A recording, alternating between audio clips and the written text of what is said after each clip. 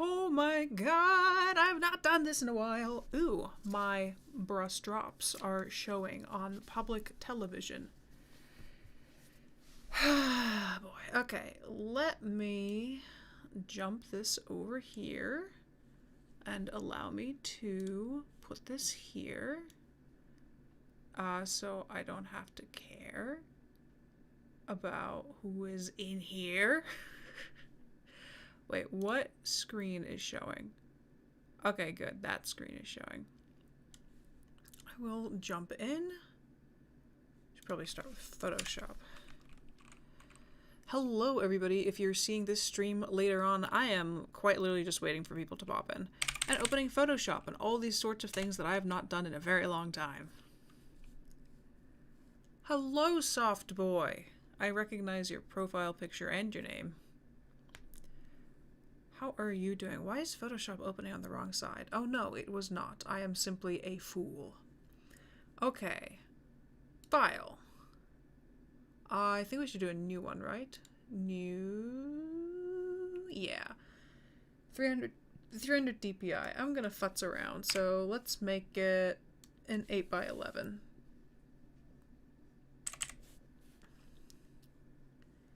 And the background color, yeah, we can make it a white background. I have not really used this version of Photoshop yet. This is very new to me. There we go. Ah, I have a cat in my room. A kitty has joined me. Soft Boy saying, I'm really happy right now. I hope you're doing good. I'm doing pretty well, yeah. I'm trying to get used to the new way Photoshop is working. I shrink myself into the corner. This is Photoshop 20... I can actually shrink myself all the way up there. This is Photoshop 2021, I think? So it's working a little bit differently than I'm used to, which is fine. Everything's fine. Should I try putting on music? I think I should try putting on music, because I had YouTube music that I used before. So let's see if it will allow me to do YouTube music. I need to also jump into the Discord. Let me pull this over here for a second. Somebody driving outside. Okay. YouTube Studio. Hello, Red 2000. How are you doing? I do not want to see how many people have not watched my videos. Customization, audio library, there we go. Okay, starred? There we go. I have a list of music in here, duration, longest to shortest, yeah. I have a list of music that YouTube allows you to use for free, and I like playing it in the background for us. So that's what I'm trying to find at the moment. Red's like, how are you doing? I'm doing pretty darn well. I do not say so myself. I mean, if I say so myself. Do not say so myself? That sounds silly. Okay, so I'm just going to shrink this down here. Make sure that I'm still live. Am I alive? Am I not alive? I don't even know right now. We're waiting for people to filter in. I made an announcement here and there, but nobody really sees my stuff anymore, so I'm like, this is fine. I'm doing well, and apparently I'm eating candy corn because I'm a demon. Candy corn's fine. I mean, candy corn's a bit weird. I don't know. I don't know what my opinion on candy corn is. Sometimes it really hits the spot, but after I have like 10 of them, I'm like, wow, what am I doing with my life? There we go. There's Discord. Let's go into ArtBlock and let's see really. Okay, so I kind of looked at what people wanted up. And it seems, okay, Cool Weapons got 10 votes. Sea Creatures got 16 votes. Monsters got 7. Any other really, really high ones? Okay, it looks like Sea Creatures wins. So what we have to do, yeah, Marine Creatures. Okay, I got it right. Stay safe, friend. Never. Okay, I think we're good. I'm gonna drop this down. I have no idea how to start. Oh wait, I have to tell people. Yo, everybody. Yo, we have begun. I expect to be drawing for 2 to 3 hours if people want to join in. Smiley face. Okay, we are good. Let's start. I have not drawn in Photoshop in the longest time. Oof. I don't want to see how many viewers I have. That gets me anxiety. Okay. Sorry. It's basically just, yeah, candy corn is basically just sweet sugar. It's just sugar. It's so much sugar. It's just sugar, sugar, sugar, sugar. Actually, I might need your aid in making sure that we have, God, what is it called? What's my stream latency right now? I think I delayed it by a few seconds. Look at the tunnel. It's a secret tunnel. Have you ever seen one of these and thought they could go like, whoa, and dive all the way down it? I've always wanted to do that. Dive down the tunnel of long things. Okay, I'm going to be playing music, and I just want to make sure that it's not overwhelmingly loud. No, stop it. That's loud for me. Okay. Yeah, I just want to make sure that you guys can hear it while I'm talking. So I'm going to drop the volume pretty low. Just tell me if you can hear this. Hello, Soup! That's an amazing name! That's a great name, in fact. Yeah, is this volume of the music too loud?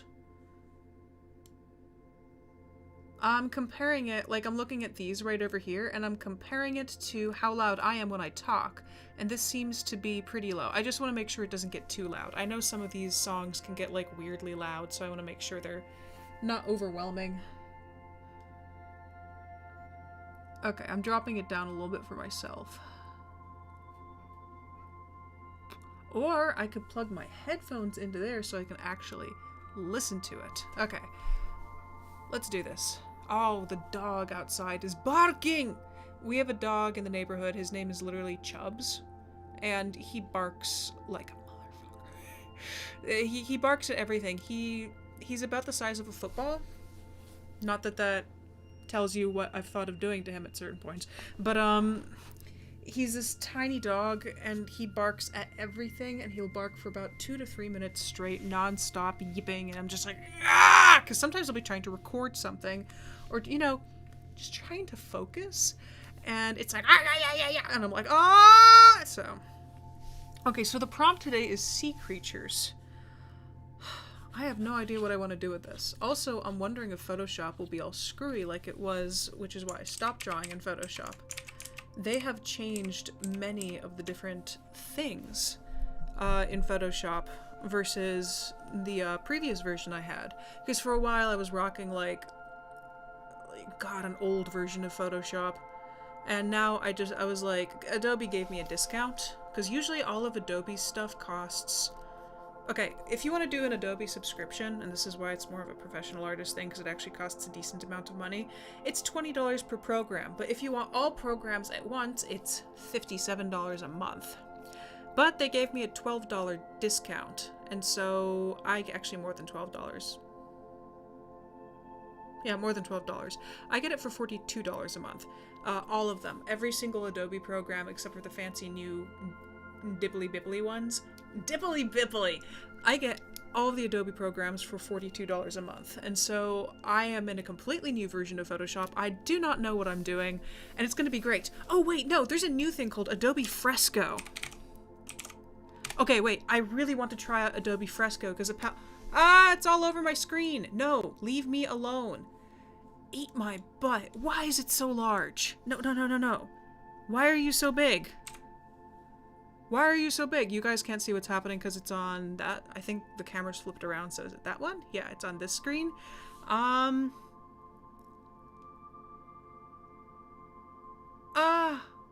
is it so big? Why can't I escape? You have no idea what's happening right now. That's really funny. It opened and now it won't close because it took up the entire screen. The screen that I use to monitor YouTube. And I just want it on the Photoshop screen, but, wait. Control-Shift to the right? Alt-Shift right? Windows-Shift right? There's a very specific... I hope I didn't just shut down like 10,000 different things. There's something that you can... We're saving your iCloud document to Adobe's cloud for you, so it's instantly uploaded on your file. I don't care. No. Go away. Allow me to escape. Please. No, don't save. This is very dramatic, and I'm quite distressed because I just want to do something. Hello, Fresco? Fresco. Okay, fine. Command-Shift-Escape. I can't believe you're making me do this. Adobe Fresco, I need you to go away. That was a lot more effort than it should have been. Okay, so I can't show you Adobe Fresco because it's a butt face and it refuses to go. Wait, Windows Shift? How do you... I need to do some research quickly. Let's do some research so I can actually show you Adobe Fresco without literally removing an entire monitor from my usability. Okay. How to switch a program from monitor to... Minotaur? I just wrote Minotaur. Monitor to monitor... No, that's Monitoro. Windows 10. Okay.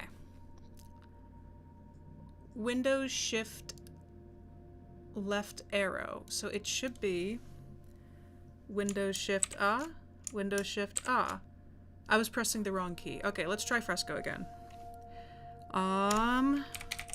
There has to be some sort of a thing. Okay, Windows Shift left. Windows Shift right. Okay, never mind. It just doesn't work for Adobe. Why does it open on the side? Why are you such an asshole? Adobe, you made this cool thing and you did it dirty. You made it wrong. Okay, fine. We don't get to see Adobe Fresco, unfortunately, because... If I zoom in on my face, they're just screaming. Okay, let's use Adobe Photoshop. We know Adobe Photoshop. Okay.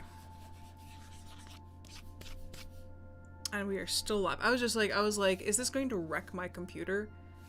And can I use eraser? Will eraser work?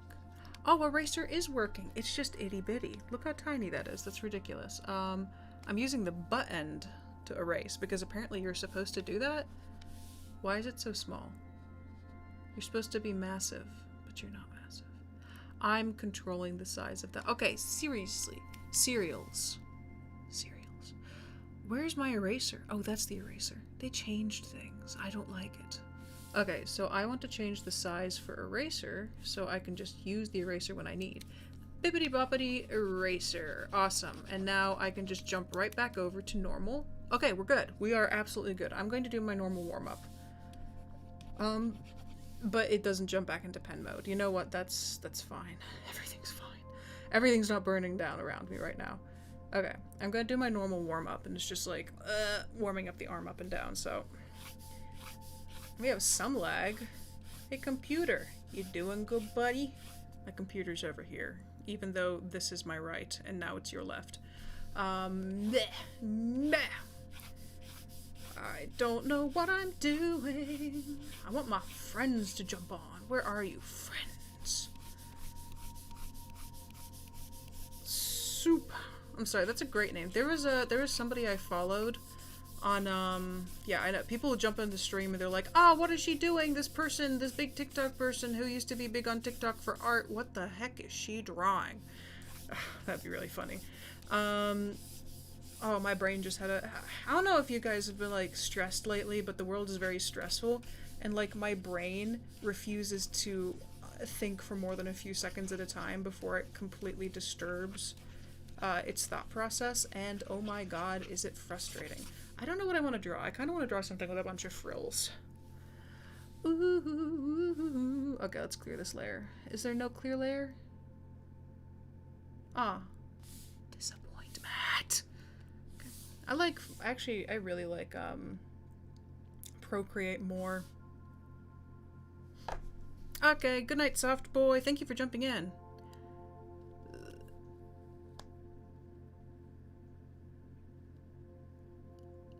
Somebody new is in here, and I do not know how to pronounce your name. Sorry?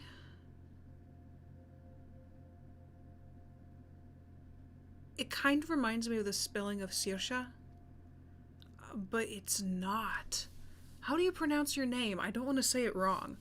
Okay, also, sea creatures. What should I draw? We're supposed to be doing marine life. What if I just made up something ridiculous? I think I'm going to make up something ridiculous. I always like doing giant behemoths. We're gonna do a giant behemoth, a giant beautiful red and gold behemoth going through. It's gonna be like, okay, I need to make this brush smaller. So it's gonna be some, we're gonna put in some stuff over here. You have no idea what I'm doing. My brain's not functioning. I am on low functioning today, everybody. Today is a low functioning day for me. Oh god. Was it the gyro I ate? Okay, so I'm going to, its tail is gonna wrap down maybe this way as if it's coming over here. No, I want to make it, I want to make it fade in perspective. Oh, yes. This version of Photoshop no longer does Control-Alt-Z, it's just Control-Z. Okay, so I really want to make it look like it's disappearing into the distance. And we're going to have the sky plane coming over here, and I'm going to put the end of the sky plane over there. I know it's underwater, but bear with me. E, big, and this will come downwards. I'm just doing perspective lines. Everything's Gucci, do not worry. Wow.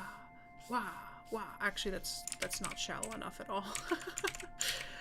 Erase your face! Okay, here's actually something very interesting. The newest versions of Photoshop have something called the neural engine in them, and I'm very interested in trying them, except I don't have access to them.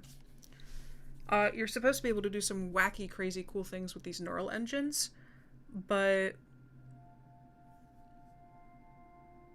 you just can't. It's really annoying. Okay. I think it's because I can't log in. Maybe it's because I can't log in. Can you hear Chubbs? Chubbs is making noise. Okay, so I want its head to end over here. You can just see its body, like its head is gonna be over here. I should probably use a smaller pen for this. Body is gonna be coming up, getting a little bit larger.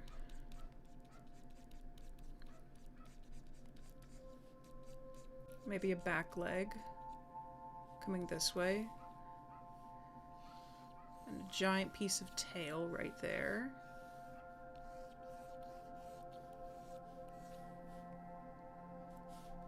And then we can make the tail all frilly and come this way. And I'll do that in a second.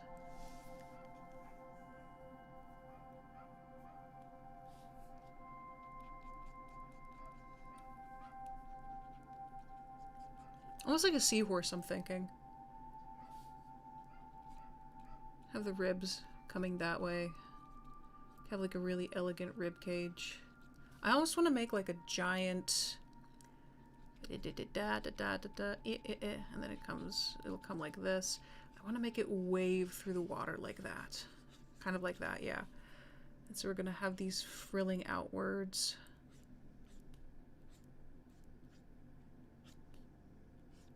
Oh, my cat's snoring. I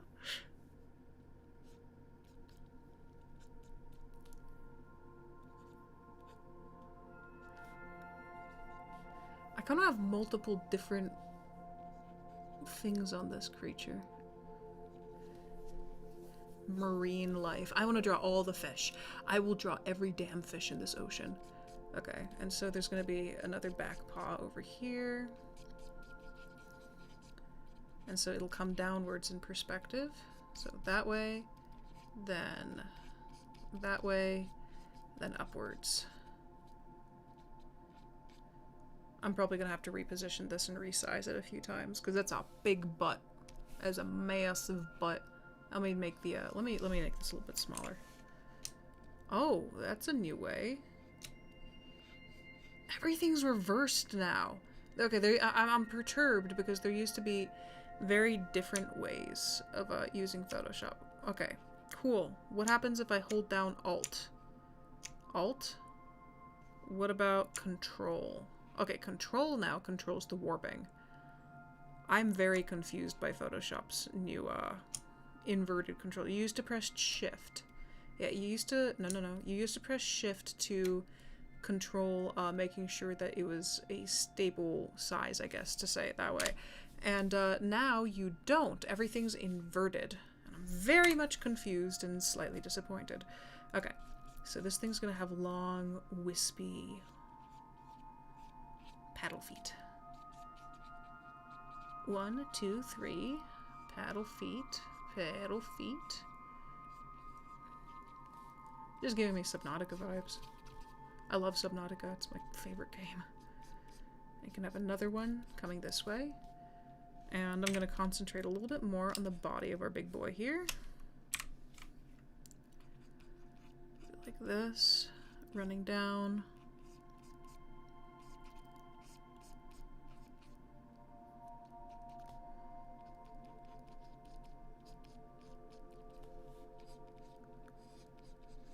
There, I think we're going to curve it more like that so it runs in line with the tail. Hello, Awkward Bean. How are you doing? I don't know what this thing's head is going to look like at all. I am honestly, I don't know, I haven't just sat down and done a big piece of work like this in a very long time.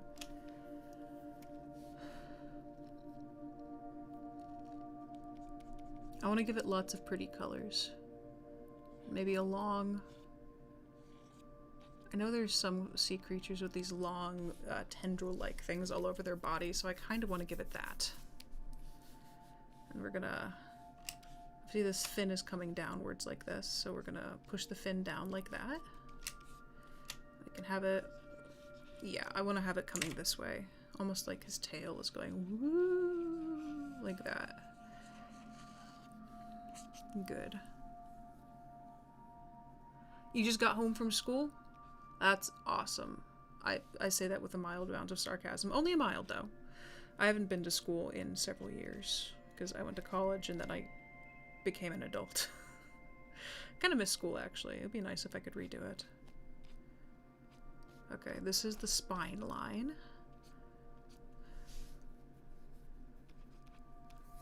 Yeah, it would be nice if I could go back to school with, like, the knowledge and attitude I have these days. Okay, let's just give this some wiggle, and then a nice, elegant tail tip. I have a fish. It's called... Actually, I have a really beautiful fish in my fish tank right now. It's called a Golden Wonder African killifish. Or killifish. And, I don't know, I'm kind of getting killifish vibes from whatever this creature is. And I kind of want to follow that up. Because that would be really cool if I could make this sea creature look like a killifish. Like a giant... sea lizard killifish. I want to make this look kind of like a seahorse dragon in a way. I mean, I have to go dragon every dang time. Manera! Sorry, it's exciting. I was telling you guys earlier, I'm not checking, by the way, how many people are in here because I'm done being like freaked out over that. But I was like, I wonder when my friends will come in, and then Manera popped in. I'm like, ah! Makes me happy.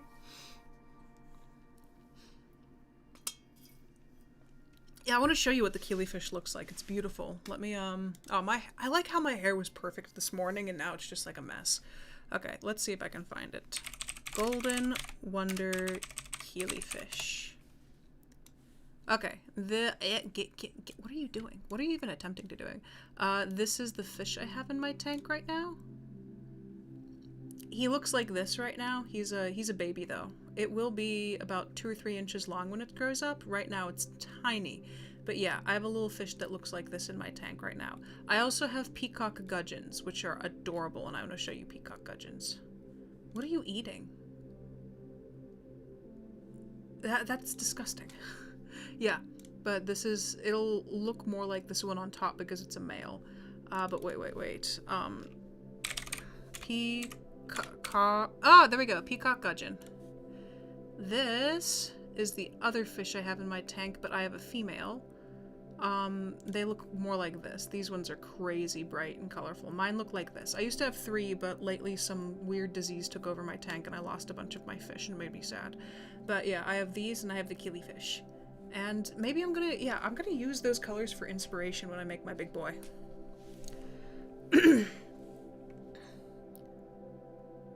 Golden present. Okay. So I think what I'm going to do... Well, I want to finish doing some detailing on here first. I want to put a diver over here.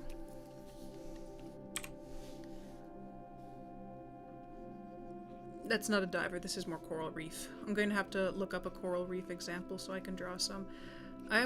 This will be a very complex image, so I want to make sure that I can actually draw it in this amount of time to a level that I'm satisfied with. Okay, so we have Freaked Out Diver right over here.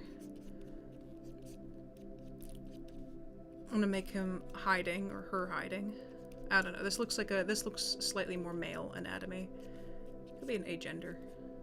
Could just be the diver. Okay, they have weird anatomy. I'll take care of that later. Scuba? Scuba person? Ooh, look at your funky hair, scuba person. Yeah, they're like, what the heck is that thing? Should probably make them hide a bit more. I have a story forming in my head for this creature. This thing has been living in waters that we haven't, you know, yet discovered because the ocean is massive. We've only honestly been in a few parts of our ocean. I think only 5% of our oceans are explored, or something less than that. It's like a ridiculously small number considering how large the ocean is. And I'm like, what if this sea creature is in a healthy part of the ocean, but it's like, it's noticing, yeah, it's like left over from the dinosaur era or something and managed to survive. And it's, I don't know, coming to look for more food because global warming, climate change has destroyed its food sources. And so it comes to like the Great Barrier Reef, which it remembers going to when it was like, excuse me. That was the goofiest sneeze I think I've had in a long time. But it comes over to, I don't know. I had the story in my head, now I sneezed and I disturbed my thought process. It comes over and it sees all this destruction, all these dead bleached reefs, and it's like, excuse you? And so that's kind of the feeling I want to like capture, I guess, through this big boy. There, I'm gonna make a curve run through its entire body, and then it continues up through the head. Okay, that works. I honestly don't draw things in perspective as much as I should. Like, usually when I draw something, it's straight on, and I feel bad about that. Okay, its other leg can sit right there. Diver. I think I'm ready to go in and do some shorter, smaller amount of detail. I have like a few fish here. I'll have to do research on different types of fish. Just some schooling fish I want to look at. I want to make it look at least a bit genuine. I don't know if it's the Great Barrier Reef. They should have some colorful stuff. Can the marine creature be a mermaid? I mean, technically, it's a marine creature. We are creatures of land, so I don't see why it could not, or could. I mean, it's really down to interpretation. That's what ArtBlock Friday is about. It's about getting a prompt, and you're like, okay, what do I want to do with this prompt? So if you want mermaids, then you can draw mermaids. Okay, I think I'm gonna make his foot stretch like this. As if he's about to paddle. Okay, I'm gonna go in and do some more detail. We're gonna keep this as a, just basically a sketch layer. And I'm going to go in, label it. Oh. I'm gonna lock it. And line art. Woo! And that'll be our line art layer. I'm gonna try not being too crazy with my different, okay, I was just making sure that the voice was recording. I'm not gonna be too crazy with the amount of detail I put into this.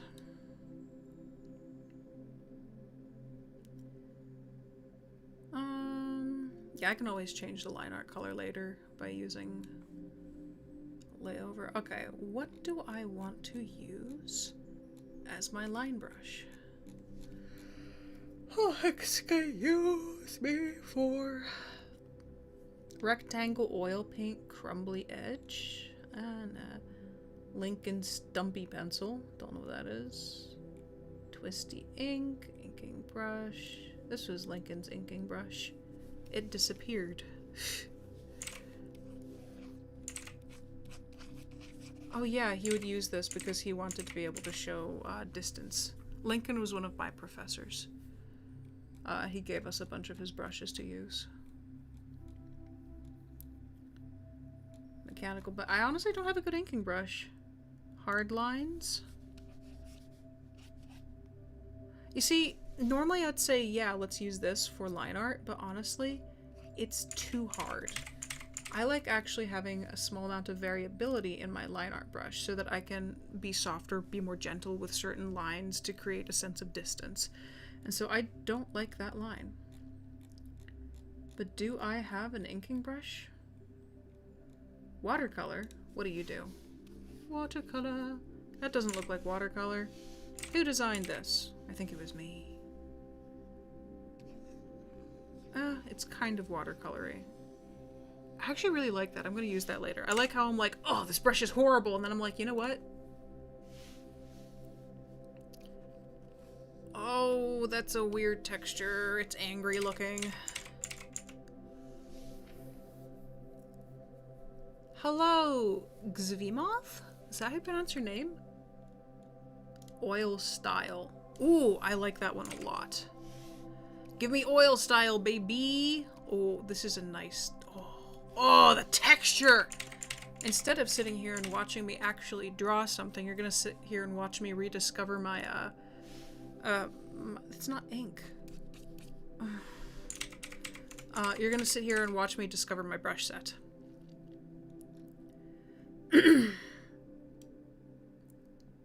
Oil... Here's what I'm doing, Manira. I know somewhere in here I had a brush that was meant for line art, and I'm just trying to find it. I might return to the brush that I used to draw these characters. These are all energy? Sparks? Particles? Whoa! That's a cool texture! Goddamn! Few particles. I love texture brushes! Lens flare everywhere! Beams of light. Just like that. Beam 3 JPEG. I could see that being useful somewhere. Energy! It's just... Rain. God. Rain number 2. What the heck? It looks like straw. Water. Oh, that is water. Shit. Building? What? A building brushes. You see, I was unaware I had these brushes. Or maybe I just did it. Vanishing point. Oh, that is so... Oh, that is trippy. Okay. I think I was just unaware that I had these. Barbed wire. Chain spikes. Okay, we're going way back up. These are the general brushes that come with Photoshop. So let me look. Dry media brushes. Kyle Ultimate Pencil Hard. Kyle's Drawing Box. Who the what the fuck is up, Kyle? What the fuck is up? Okay, let's see. Actually, this will do. You know what, Kyle? I take it back. That's not a bad brush.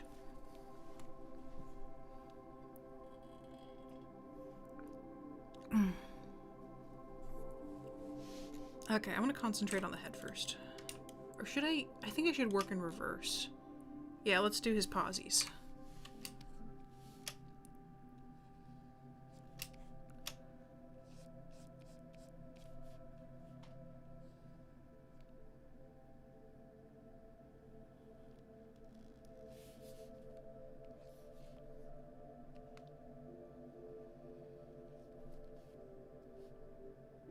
A little bit of a knee. This is a water creature. Usually I make my creatures very, very, like, covered in...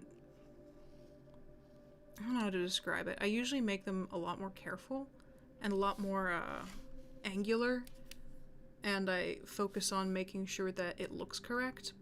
But I think I'm going to make this thing have a smoother, more elegant appearance to it instead of giving it a bunch of hard edges that it doesn't need. There, let's keep the eraser brush a little bit short.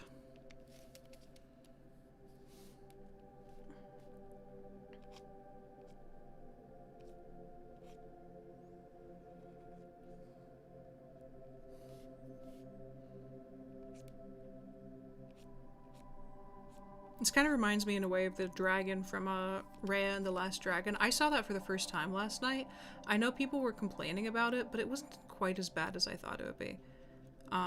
Yeah, people were complaining about the design of the dragon in there because it didn't look like a traditional Eastern dragon. The thing is that they made an entire different world for it. And also, dragon takes so many different forms. That's one thing that I love about dragons. Dragons take so many different forms in history, creativity. I mean, if you look at Quetzalcoatl, that's a dragon technically, and it's a giant feathery winged snake. And then there are dragons that take the shape of cats. And so they generally kept to the format and magical capabilities of Eastern dragons. They just made it Pixar. I don't know how to like statement that, but Pixar, you could definitely tell that it was their design. It was like an Elsa dragon. And I'm not Asian, obviously. But I was like, okay, I understand where people were coming from, but they made an entirely different world and used that, I don't know, the culture background. I don't know how to say it. They didn't, it was not staged in an Asian country. This was obviously a different planet, an imaginary world. So I'm like, I have mixed feelings about it, I guess, if that's the best way of saying it. There's actually, this is something I've been bringing up with a lot of people I know. Being an artist is a little bit difficult because you have to know where your boundaries are. You might be very interested in creating something, but you have to make sure to do your research and to stay within your bounds of comfort properly. This is usually why I don't draw things from other cultures, to be honest, because I'm like, it's not, unless it's for somebody who's commissioning me and they give me all the information, I'd rather just draw aliens, A, because I'm interested in it, but B, because I'm really afraid that I might hurt somebody's feelings by adoring their culture and wanting to make a piece of art, then finding out that it was actually inappropriate. And that's, if you want to be an artist, that's just something you have to deal with. It's a little bit difficult. You're running along some delicate, especially these days, people are very hyper-vigilant about what is appropriate and what's not appropriate. But there's definitely a way to do it, and it involves lots of research, not taking on another culture's struggles as your own. For instance, don't be a white person writing a book about slavery from the point of view of a slave. That just seems like that just seems like a given. But, so you can't do that, but what's the boundary there? Like, I'm Jewish, LGBT, mental health issues, so I can write about those things in confidence because I've experienced them. But then some people, I don't know. The internet's a bit of a minefield right now, and it's one of the reasons I've kind of been off of it a lot lately. I'm a bit worried. Honestly, I'm a bit scared. I'm scared of the internet. That's why we have private sketchbooks, though. That's another thing. People share art a lot too much. I know there's this need to show off what you're doing, and I'm guilty of it. Wanting to get, support, people telling you that you're doing a good job, that's just human. But at the same time, there's some people who draw some things that maybe, you should keep to yourself in your sketchbook. Sure, you're expressing yourself, fine, but just keep it in your sketchbook. But then they'll be like, I must post this somewhere, and I'm like, ah! So there's so many different boundaries that you have to be aware of as an artist. And I know that on my server sometimes people futz around with them a little bit, and we have to be like, but yeah, I think as this era of humanity, because right now we're really going through an era of readjustment if you think about it, as this era of humanity equalizes and we find our settle point, I think it'll be a lot easier. I think that'll happen in the next 10 years or so. At the moment, it's like, whoo boy, like it's not just like people with lighter skin color drawing things that aren't from European or Central European, cultures. It's everybody. Everybody can get in trouble these days. And it's amazing, really. And okay, here's the funny thing. A lot of the time, it's not even a person from that culture calling the shots, which then you get the white savior thing going, and it's just like, whoa! But it is definitely something you have to be aware of when you want to create things, especially online if you want to share them. And there's always a time and a place, and there's always a private sketchbook. I don't draw much in my sketchbooks, though. I need to start drawing in my sketchbooks more often. I forgot how much I enjoyed it.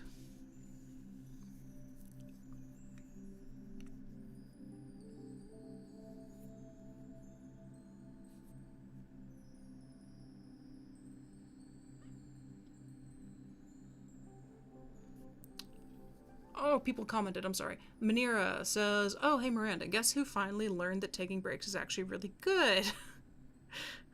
I love how I learned that after getting injured. Well, yeah, that's what happens. I mean, that's what happened with me. I didn't take a break from being online, and I started loathing everything I created, so it's a thing. It is absolutely 100% a thing.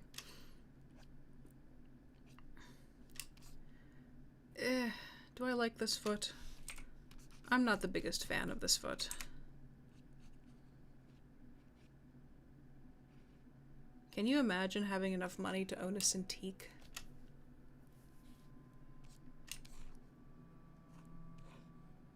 It's a funky looking foot. I wonder what its patterning is going to look like.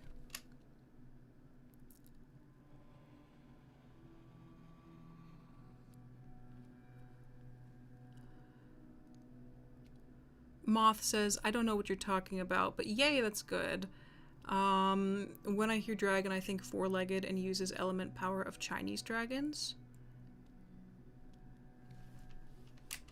That's pretty valid. When I hear dragons, it's more of a traditional Western dragon, but I think that's culture-based. If you were, you know, there's so many different dragons out there. I mean, somebody might look at this and consider it a dragon. Oh, I want to get him frills on his belly! Oh, wait! You need a frilly belly, my sir. Frilly belly.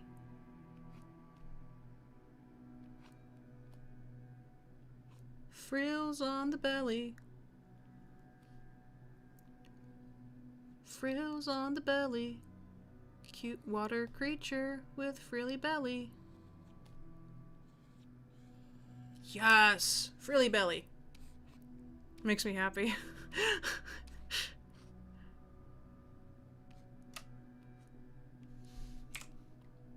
I also got to, God, was that Luca? Was that the name of the movie? The one about the fish boy. I got to see Luca last night, and that was also a really good movie. I honestly usually don't watch movies. I didn't draw that in the correct perspective. Oh, no, Moth, you're not commenting too much. Nobody else is really commenting right now, so it's fine that you're commenting.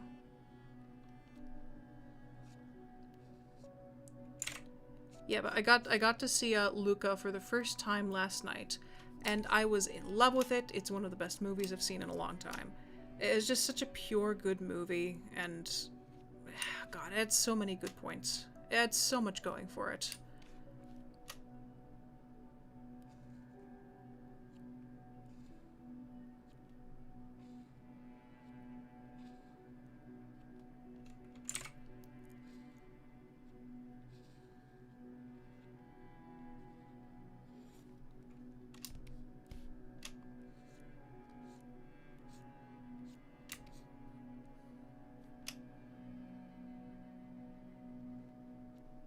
I want to do something with that. That looks like it could be really cool. Let me redraw this.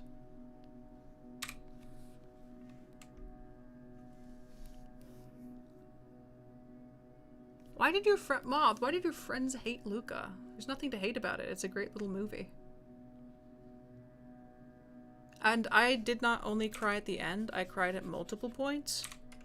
Okay, I also cry all the time during movies though, so that's mine. That's just me being me.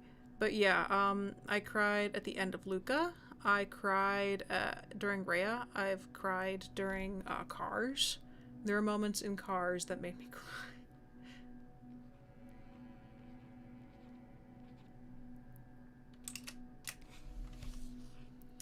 Yeah, I cried everything.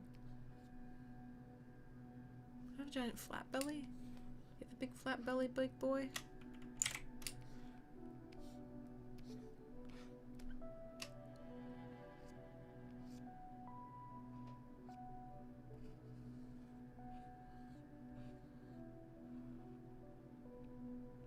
I want to give him a... No, I'm not going to give him an opposable thumb.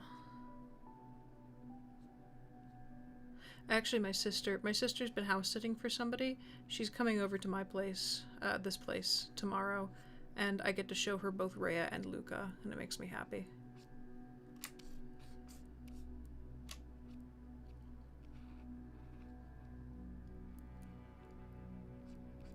Yeah, I don't know why I've stopped watching movies. It's almost like I've gotten exhausted of media in general. I know I used to really enjoy watching, God, a lot of stuff.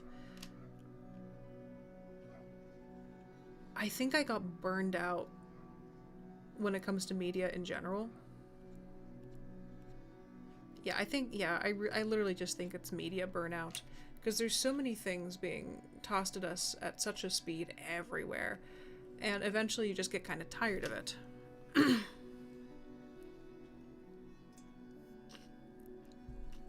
Oh, Manira says, another thing I'm happy about is that I got health insurance that can help with a bunch of stuff. That's awesome. That is awesome. I didn't have health insurance for a very long time, and it's very stressful when you don't have it.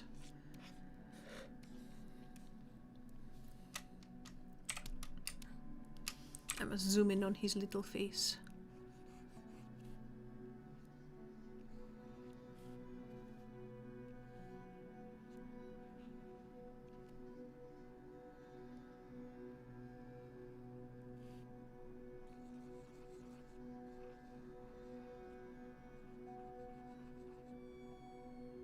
He's so doofy. He is so doofy. Oh no, he's doofy.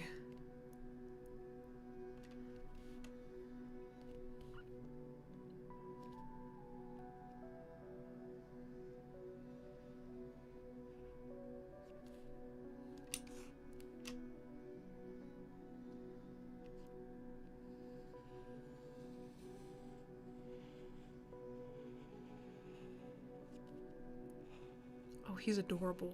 Oh no, I want to be friends with this thing now. Oh no, he's cute. He's really cute. Oh no. It's like, is it from behind? It's like this sharp claws, you know, giant frills, knobby rib cage, and then doink. I love him. Oh no, he's adorable. Oh no.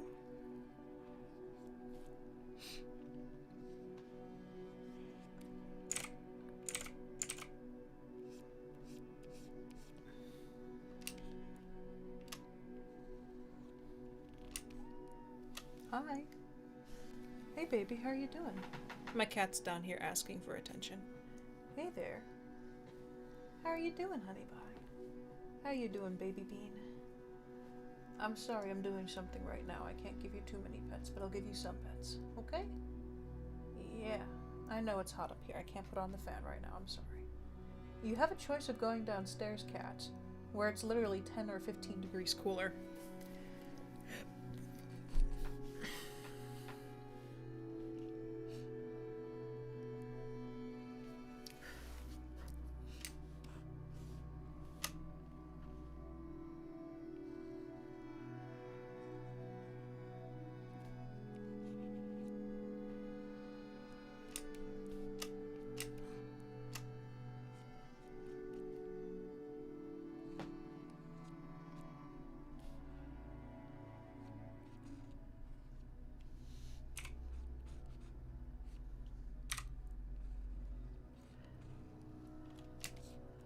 Okay, so I'm gonna... there's a very specific fish. I think it's called a kingfish or a ribbonfish or something. It has this giant dramatic frill rising from its head. That frill comes down and starts wiggling back and forth. And this is gonna dip down this way.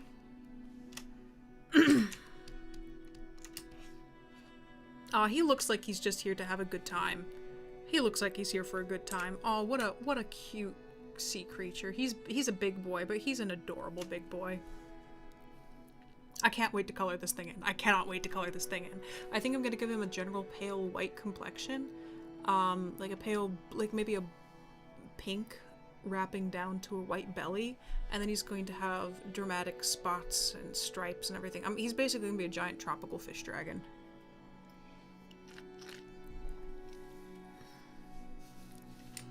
I'm glad I got the perspective right. Really, I'm like terrified of perspective.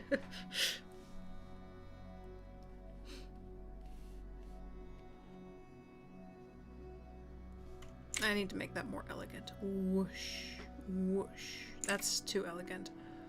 Whoosh, whoosh, whoosh. Okay, that's better. I should probably erase that teeny bit right there. Come on, you. Whoosh. Rise over the top. I need to do that better. Come on, you. Rise. Okay, and then we can cut it that way. And have it appear back over here. Nope. Come on. Eat my bungus. Okay, there we go.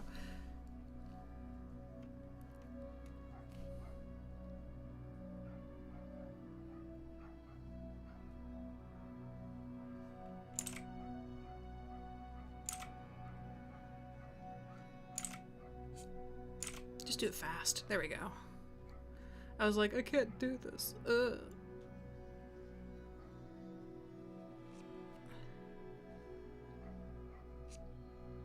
Come on, you.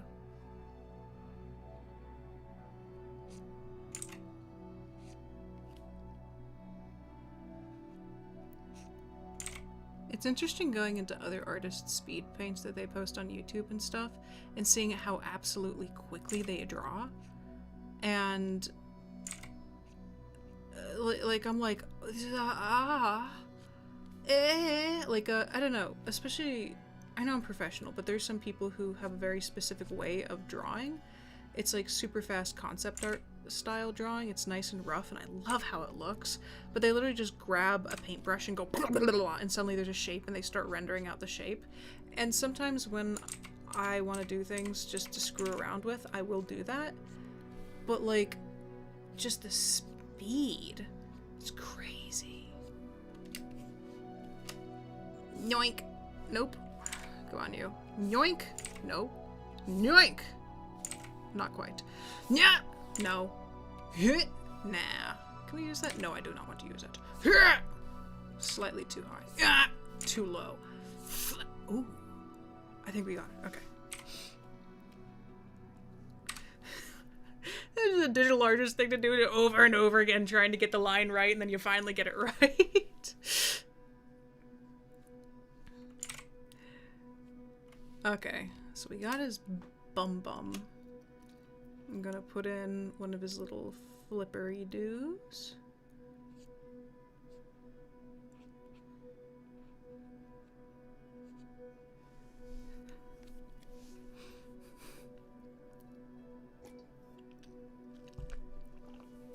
Drawing towards your hand? I don't know what drawing towards your hand means. I'll have to search it. Like, I know there's something like you push a line and then you pull a curve. Like that. It's just, I was working with an awkward shape, I guess. And I'd rather just be an idiot.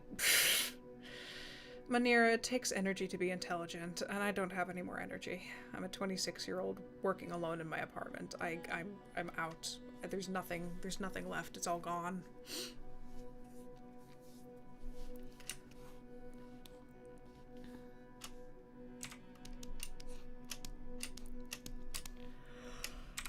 Oh, why am I tired already? I was being good today. I didn't have coffee. I didn't have that much sugar.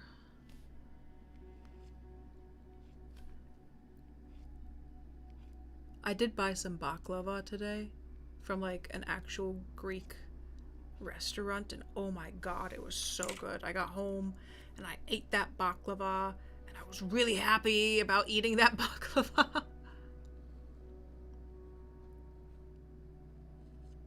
Nah, I don't like the way that does that. It needs to fold over his cute little neck.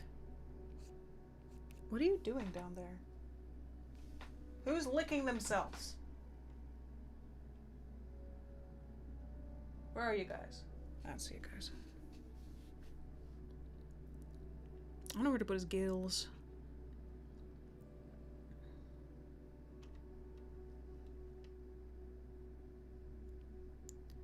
Wait, how are you supposed to pronounce baklava? The Greek lady said it baklava. Have I been pronouncing baklava wrong this entire time? Maybe baklava? Did I just say a slur? Did I just say something really bad by saying that? Wait. Now you got me worried. Baklava pronunciation. Oh! There's a bunch of different pronunciations. There's Turkish, there's Arabic. How? No, say it aloud. Baklava. Baklava. Well, creepy. Oh, whoa.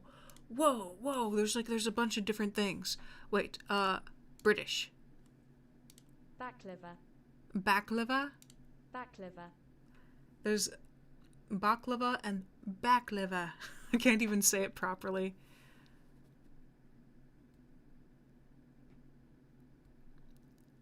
Oh, that's so interesting. Oh, we have new people in here. Hello, here's some art. Hello, Quinn. How are you doing?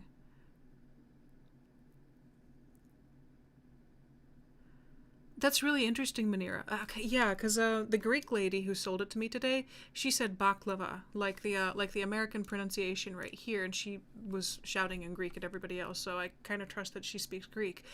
But where you are, you pronounce it completely different. Baglua, like baklava, like that. Okay, if you jumped into the stream and you're seeing me stumble over the word baklava, it's because I bought some today. And Manira is from a very different country than I am, and she pronounces it very differently than I do. And it looks like the British pronounce it differently than we both do. And so now I'm just like juggling around these different pronunciations. Baglava. That's so interesting. I'm probably butchering your pronunciation. I'm trying to... Baglava.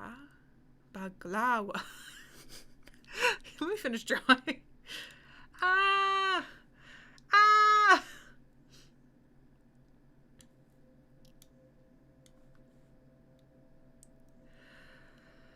Oh my gosh.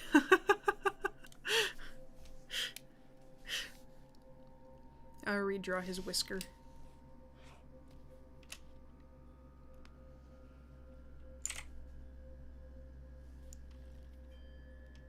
I got one right. I got one of the pronunciations right.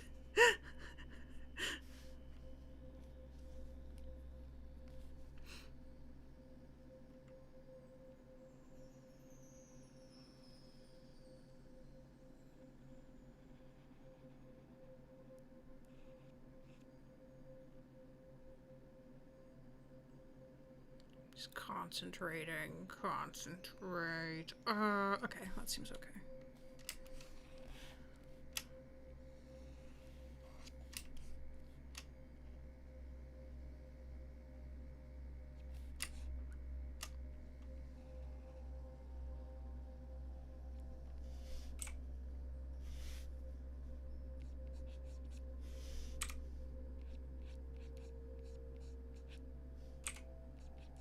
There we go.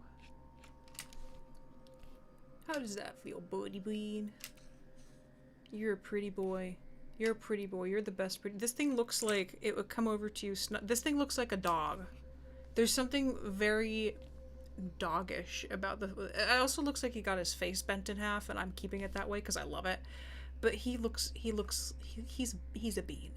This is a giant bean sea creature, and I love him.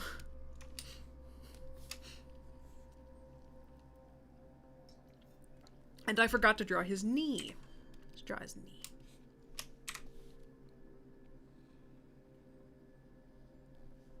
Actually, it'll be coming up a lot more sharply than that.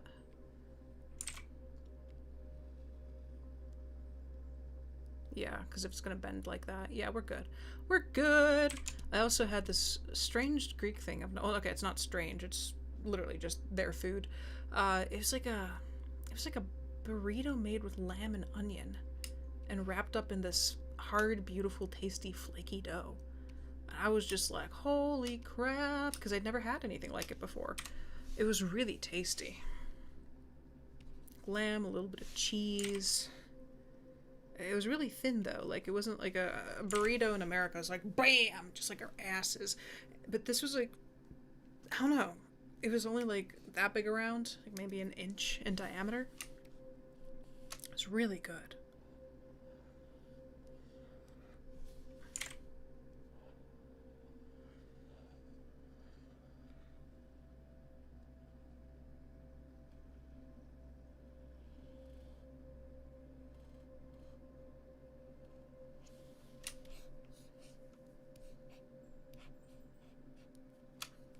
Oh, hello, Ace of Spades. We are just doodling. It is ArtBlock Friday. It sounds like a shawarma wrap, but different. I've honestly never had shawarma, so I don't know.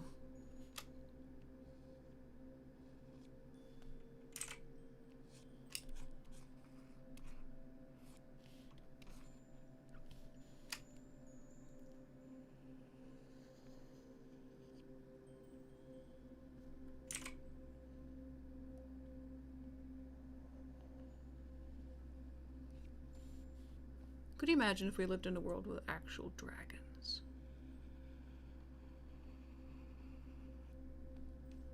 Ugh, this curve is hard. Okay, I'll work with that for now. Let me... too small. Get bigger. I'm gonna take it from there and I'm gonna push it downwards. You know what would help if I probably just curved this entire thing? Rotate! Banana! Rotate! There we go.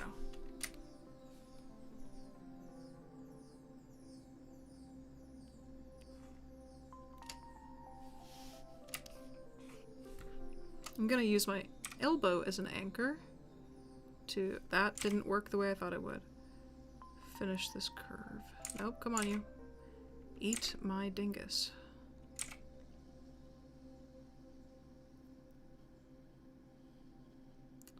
Could be coloring under it anyhow. I don't care if I'm a little bit messy. Yeah, the only reference, Manira, I have of shawarma is the fact that the Avengers were talking about it at the end of the first movie. Okay, we're out of... Okay, we're back into brush size mode. Cool.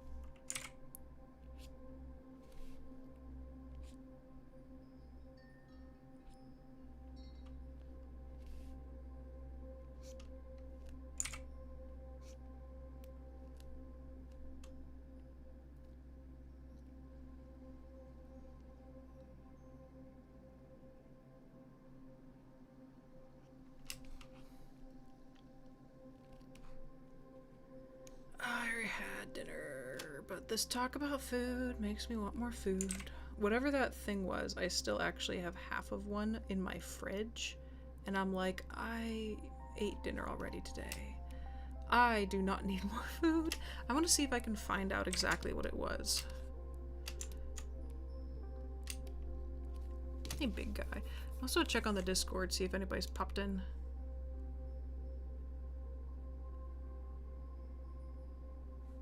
I'm gonna be joining a bit later. Oh, you get to eat wings. Ibis, come on. Come on, you guys. I'm talking to you if you see this later. Wingstop. Oh, thank you, Manira. You dropped it in the main chat. It's very nice of you. Yeah, I want to see if I can find that food because I'm curious. Greek wrap. Is a Greek burrito? Greek burrito bowl? That is a heresy. I'm just trying to describe what it was. Lamb, onions, peppers. There has to be a name for it. It's not a taco. I'm just looking on Google Images until I find something that resembles something of what I ate. It's not a gyro.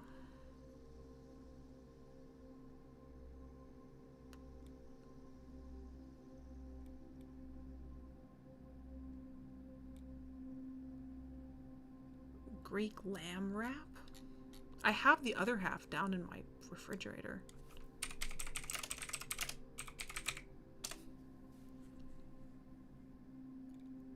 Oh, god damn. I'm never going to be able to find this. There was a very specific name. You know, maybe I should look up shawarma and see if I really just did buy a thing of shawarma. It's like their own version. It's not a gyro. Gyro. However you pronounce it.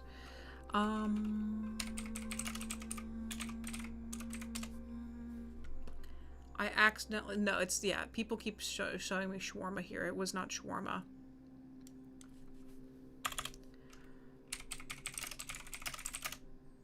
Meat and... It was like meat and vegetables wrapped in a thin dough. Oh, wait, is this it? Burek? Burek? Wait, B-U-R-E-K. Nope, that's not what it is. Oh, wait, this is what it is. Okay, it looked like Manira. It looked like this. This is exactly what I bought. I don't know if you have a name for that. No, it wasn't. It was no, gyoza. I thought gyoza is Japanese.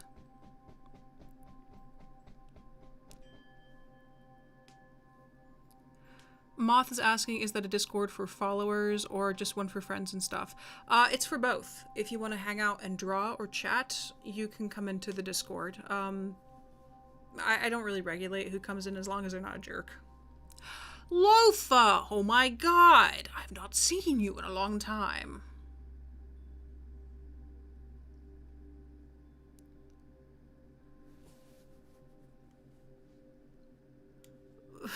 Manira, this is a gyoza. It's Japanese. Yeah, the dumplings.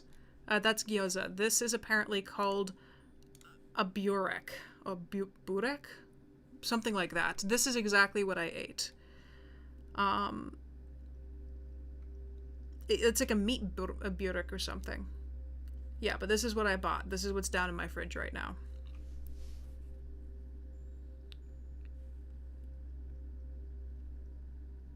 It's not a gyro or gyro. It's called a burek. It's called a burek. There we go. Oh wait, where's all my stuff? Where'd all my tabs go? Where are my tabs? Oh wait, this is the tab I want to swoosh over here. Never mind.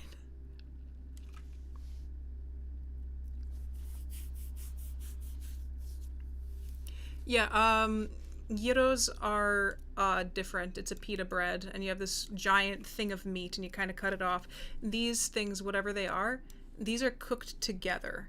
Like, it's wrapped in this very fine, I think it's called fila or fila dough, and then it looks like it's cooked. So it's different than the gyro. Gyro's a sandwich. Borek? It looks like you can be burek or borek, or, yeah, it looks very much like this. It is super tasty, though. Super tasty. Yeah, this is a gyro. Yeah. So the gyros are wrapped in, am I even pronouncing it right? Somebody told me that it's like, it's pronounced, some people are like, I want a gyro. And I'm like, but whenever I go to the Greek place, they say gyro or something like that. Or gyro or something. Yeah, but that's that. It's like, honestly, these things look a lot like shawarma. It's very similar to shawarma, it seems. Wait, I need to...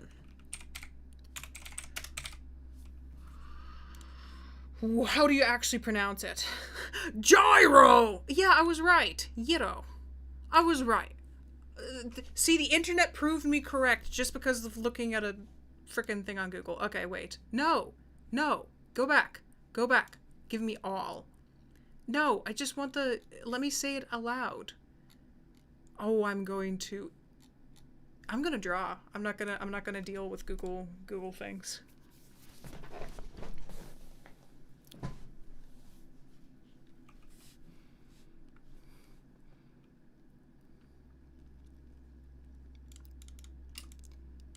Yeah.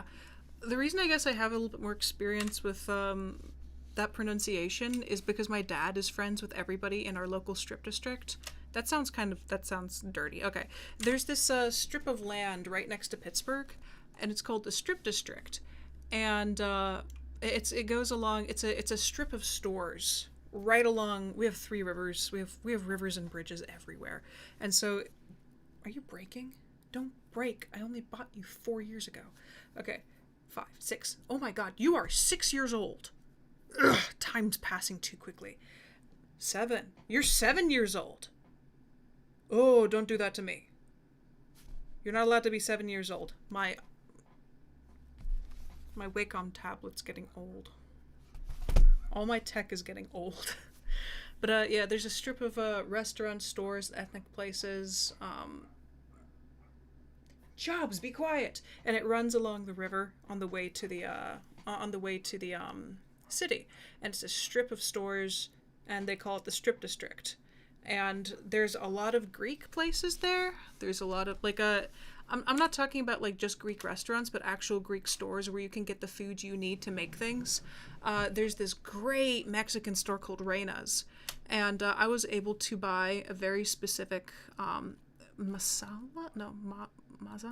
There's a very specific flour that I needed to make tamales because I wanted to make tamales, and yeah. So the Greek people, they have a little restaurant or a little stand out in front of their store where they also sell stuff and spanakopita and stuff like that and baklava.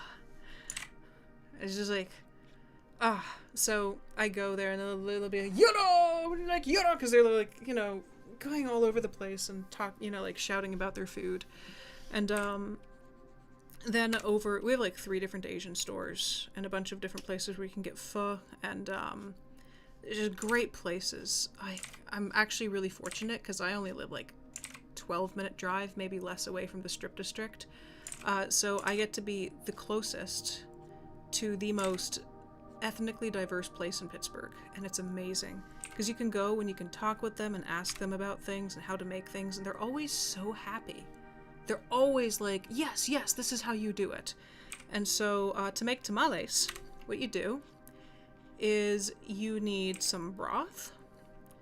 And I had homemade broth because I enjoy making things by hand.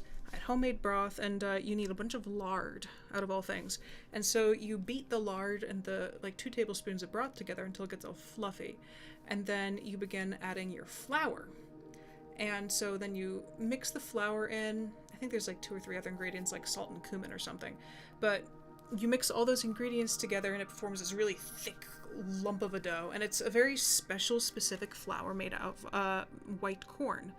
And it has a very special name, and I forget the name. But you kind of just... I don't know. It's funky because then you add it. Eventually, it turns back into a dough, almost like peanut butter. It has a consistency of really fluffy peanut butter, and then you have to, spread that. You have to add the broth after all of that, like the rest of the broth, and then you spread it on the inside of your corn husks, only halfway down, and then you put the meat on the inside, and then you wrap it up, fold it in half, tie a little bit around it, and you steam them for an hour, and it's so good. But the thing was that I had no idea that I was supposed to wet my fingers when I spread the tamale dough because it is so sticky. It was the stickiest dough I have handled in my life. Copyright that. And, trademark that. And I was just stunned. My hands, I had to wash them between every damn tamale. And then I was like, wait a moment, I'm doing this wrong, aren't I? And, yeah. After the lady at the store, I forget her name, but she wanted to hear back about how my tamale experience went.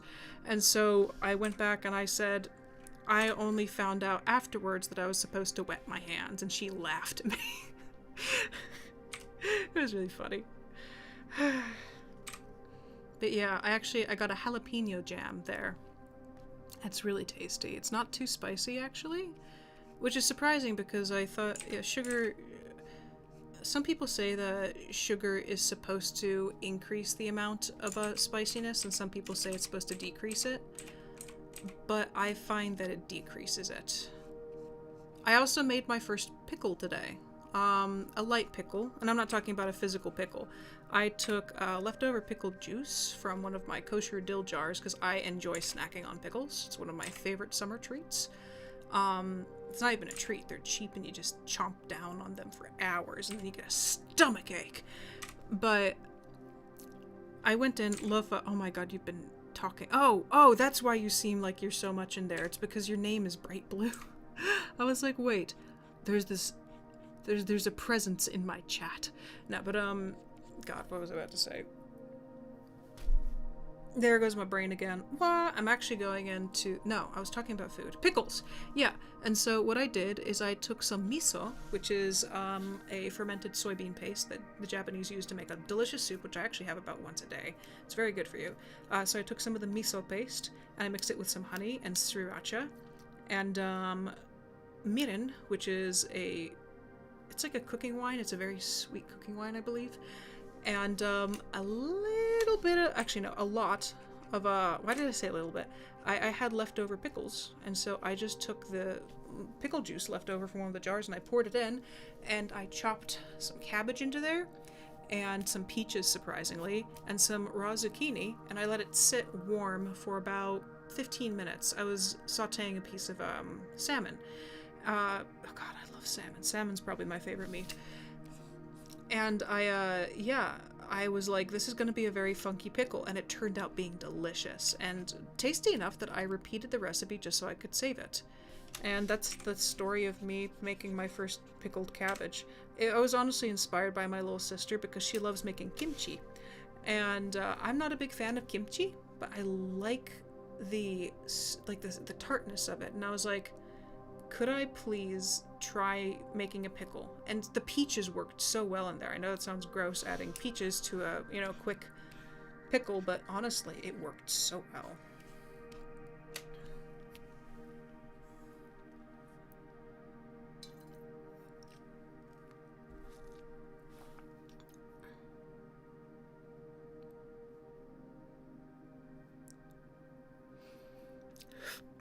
Oh, Lofa. Lofa's asking, what is miso? Okay, so miso is soybeans. And what they do, there's 3 stages of miso. I use shiro miso, which means white miso. And, I think I'm butchering the pronunciation, but screw me, I'm a Westerner. What they do is they have a starter. The starter has a specific name. I forget what it's called, but they mush up all of the, they mush up all of the, what is it called? The soybeans into a paste. And I believe they put a lot of salt in it. Is it salt? Possibly salt water? Salt water, soybeans, and then the starter, which is a bacteria. It's like a, kind of like how you brew beer, except now you're brewing soybean paste.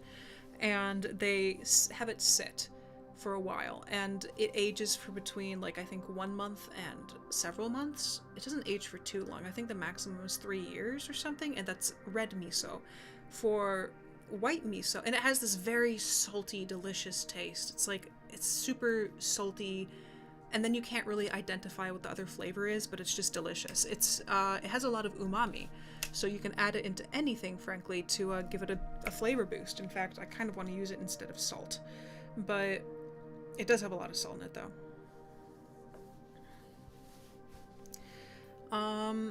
Oh wait, Moth wants to join the Discord. Okay.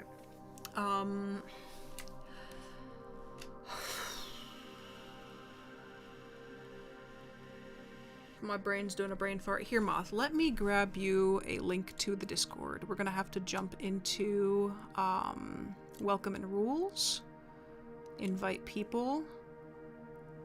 Let's edit the invite link. It's going to expire after 6 hours in here, and it has 5 uses, so if anybody wants to use it that jumps in later, they can. There you go. Paste. Zippity-doo-dah. And let's put that back in front, and let's put that back in front, except in a different order. Okay. Lofa, yes, I am a foodie. But only for certain things. You see, my parents love mushrooms, but I'm really not that into mushrooms. I like Japanese culture. I love its culture and its food.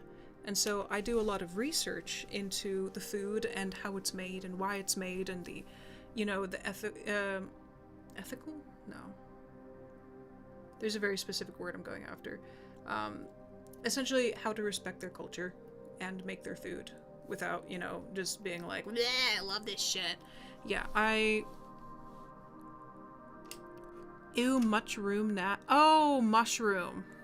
No, you see, I love the flavor of mushrooms. It's just my parents picked them so often, it became this giant thing in our family, and I just really wasn't that interested in picking them. And they keep inviting me, and I'm like, I love you guys so much, but I'm not... I'd rather go for an exercise instead of walking and picking mushrooms. And I don't want to tell them straight up because I don't want to disappoint them or make them feel like they don't have a cool hobby, because it's a really cool hobby. My dad can identify so many mushrooms and knows which ones are safe and which ones aren't safe. And I'm like, I love you, but I don't want to do mushroom stuff. Ethnic, thank you, that's the right word. Oh, also, I watch this particular channel all the time on YouTube. Let's see if I can... Eating Through History. I think that's what it's called. It's on YouTube. Eating History. There we go.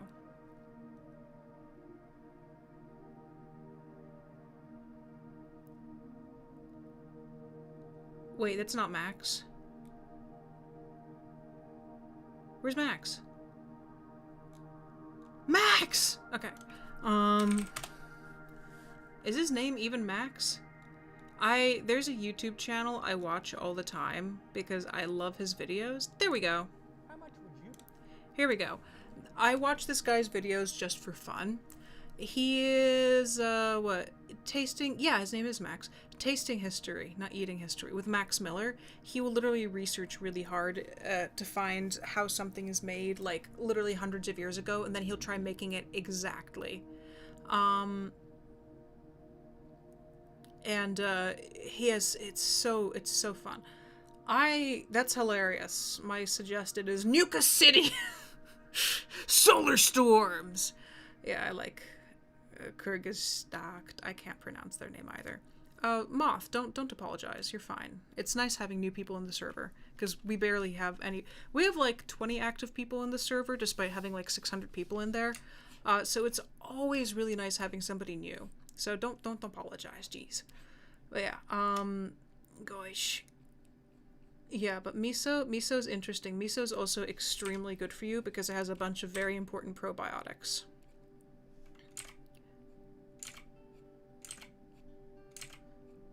Gosh. Gosh. Gosh! Yeah, I'll stick with that. Okay, so you're done. I'm seriously thinking about just getting stock images of a, because I don't want to draw, and I'm on a 3-hour time limit, and we're already an hour and a half in. I do not want to sit and draw an entire coral reef. I want to concentrate on the sea dragon. So what I think I'm going to do is something that's actually... Hi, you. Hello, baby bean. How are you doing, honey? Hey. Hi. I love you. You sure do. Yes, I do. I got your belly. I got your belly. Aw, you're such a good cat. You're such a good cat. How are you so cold? It's so hot up here. You're covered in fur. That's ridiculous. Stop defying physics. That's not how thermodynamics work. Yes, I love you. Okay. Sorry about that. There was a cat. I must pay attention to her. And yeah, but I'm going to jump onto one of my stock photo sites, and I am going to download a picture of coral reefs and modify it and paint over it in certain ways so that we can have a background, because I'd rather focus my other hour and a half, 2 hours of time on making sure the dragon looks good. And honestly, that's totally fine. It's one of those things that people are nervous to do, especially younger artists, and I'm like, no, you use what tools you have. What is your focus? That's your focus? Don't worry about other things then. Spades is asking why only 3 hours, because then it'll be 10 p.m. at night. I might go for a little bit longer. We'll see how long this picture takes. But let's see if we can find a picture.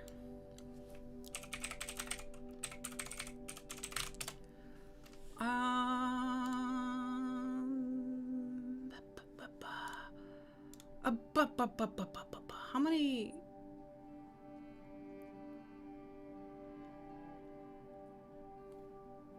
Aw, you two are cleaning each other. That's adorable.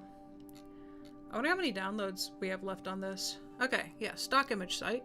You just buy a package of stock images. I use them specifically for... Oh wait, I think I have a stock image somewhere. Some of these might be inappropriate because I do LGBT romance covers sometimes. So I'm not going to put it on LiveStream.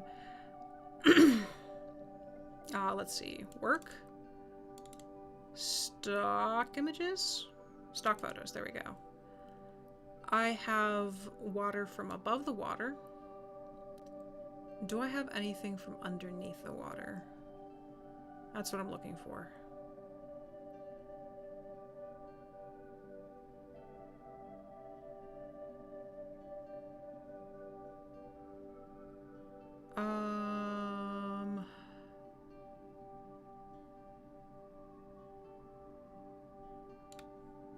Wait, Lofa, what are you asking? You do? In all caps about? What specifically has gotten your interest so piqued? You must tell me. I don't know, is it about me doing LGBT covers, or is it about me doing, or me owning an account in a stock website? Stock photos website. Okay, I do not have the water I need. Yeah, I do. Let's see if I can find one that I really like.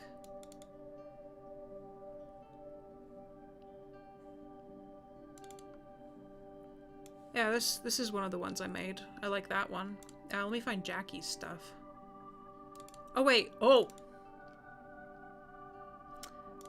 Is this too inappropriate? It's not.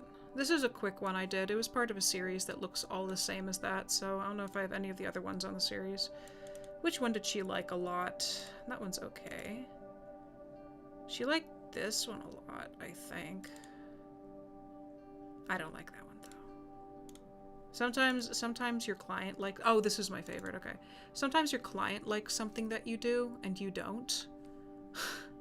And then they're like, I like this, and you're like, okay, I guess.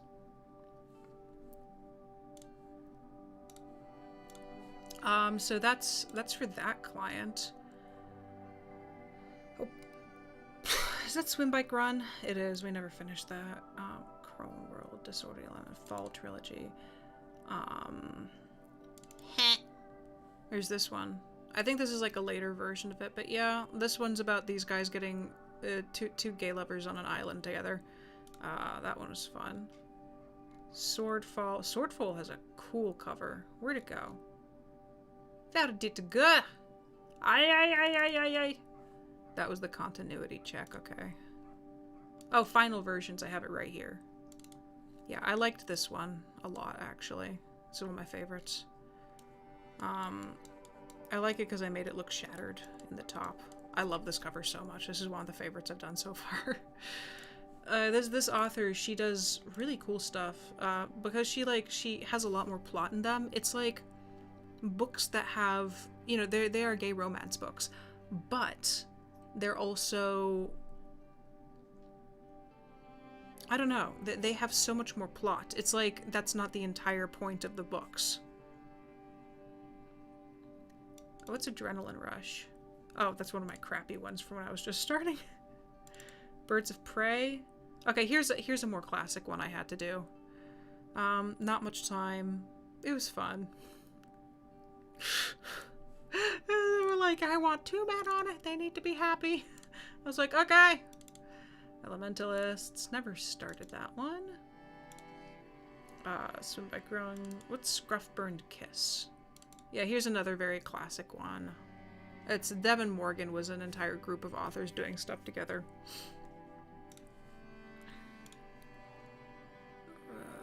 Zip. Oh, I loved doing these ones. Okay, because this was just sheer art. He's obviously doesn't have any clothes on. Steel City Heat. Flux. I'm not the best with typography, but I make great backgrounds. Actually, I'm pairing up with somebody I met at work. She's really good at typography, and her backgrounds are still a bit beginnerish, so we're actually coming together as a team, but I really love this one. My favorite is this one out of that series, though. I love this background I made. This is a fun one. Yeah, but she has good stuff. The other person I did stuff for... Where's Jackie? Jackie! What are you? Okay, where's... Power of Zero was a fun series. Healing Glass, that was okay. Repeat Offense, there we go. Where's the final one? There we go. I really like this one. This is one of the favorites I've done. Again, need to work on my typography, but I was really happy with the this I did down here, making it look like the letters were actually sitting on with him. I've never done anything like that before, and it looks really cool. So I was really proud of that. That was completely new. But this might be one of the favorite covers I've ever made. Like, my favorite covers I've ever made. Specifically just because I was learning how to use a Photoshop and all of its effects. Yeah, no, what else? What else did I do? I did Power of Zero books for her. Oh, the dating games one. Those were beautiful. I don't know which one she ended up choosing as the final one. I gave her like 20 of them. Ghosts ended up being good. Here, wait, this is funny. You can see exactly how many iterations I have to go through for some of these.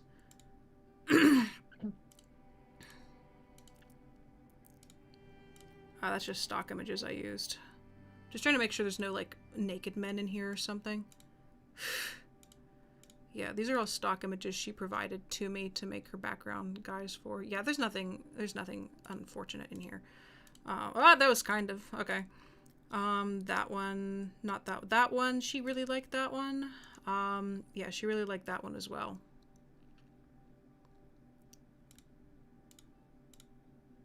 Which one did she end up going with? I think she ended up going with this one, or maybe the one that had the lighter. I think she ended up going with that one.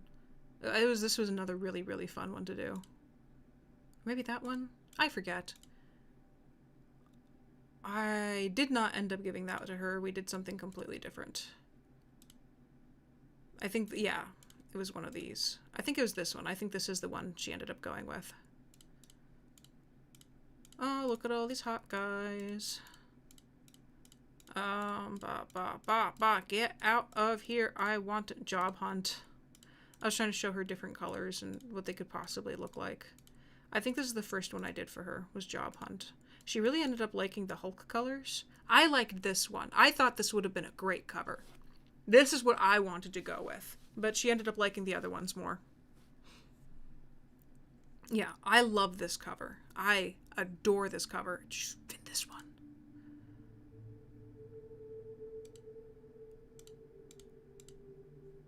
Which one did she end up going here for? I think this is the final version of that one, but where's the highlights? Here's the highlights. Yeah, that was an easy one. It was literally just putting him in front of a background, painting in some things, and that was done.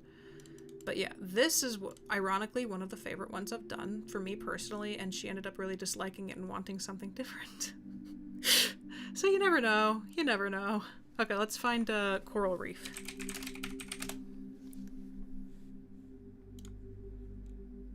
Oh, that's perfect. That's basically exactly what I need. Hot damn. Alright, Lofa's asking how much do you charge for book covers? It depends on if it's illustrated or not, honestly. A photo manipulation book cover from me can cost between $100 and $300. Especially because these days I do more custom typography. I kind of like this one. I can split it in half and move it off to the side. An illustrated book cover, like the one I did for the front of the PIRANTINA books, something like that can mark you up between $500 and $2,000. This is like I've never charged anybody that much for a book cover, but that's actually the rate that people sometimes charge.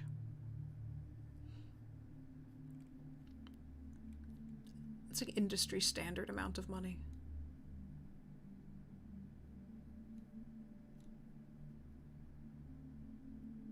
Yeah, so a photo manipulation book cover, industry standard between 80 and...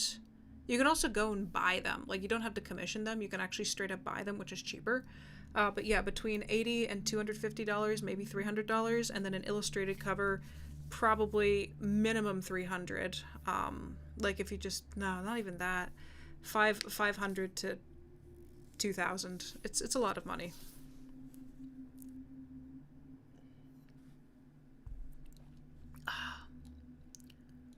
There are some really good ones in here that I'm tempted. Ooh, I really like this one. That's so pretty. I think I'll use this one and adjust it. I want to adjust it to make it look kind of more painterly. Oh, what I can do is I can split it in half and put this one on the right and then continue it down and then put this one on the left. I think that's what I'm going to do. And I'll use this as my general color. And there are other coral reefs that are flatter. Yeah, like this. We're going to use this one as the other background. Are there other... These ones are nice, but it's getting too dim as it goes into the back because I want to have control over the amount of color that's going backwards. So where's the previous one I was looking at? That's not what I meant. Oh, that's bleached coral. Oh, poor thing.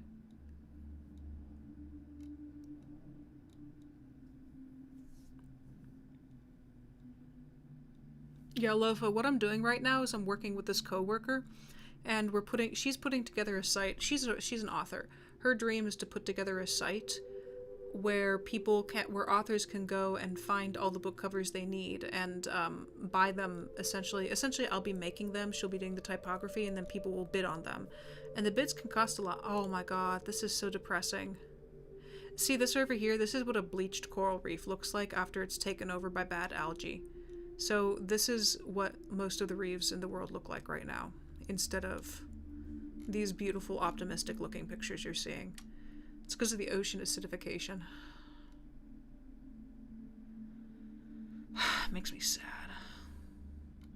My best friend and I were talking, and we were like, coming up with lists of places we want to go, and we had this sad realization that, oh, this would actually be excellent as a background. We had this sad realization that most of the places we want to go to, we were judging based on when are they going to disappear. And we just had this kind of moment of reflection, this kind of, oh shit. It wasn't a good moment. Do I have any downloads left? I think I do. That should be big enough.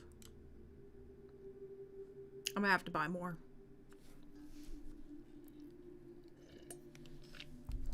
Okay, so we have that picture. And then there's that other coral, there's the coral reef up there. I really like the colors in this. I'm tempted to grab it just so I can insert it somewhere. Should I? How high res is it? It doesn't look very high res. The light source is coming from a slightly different direction, which might be a little bit of a pain in the butt to take care of, but that's okay.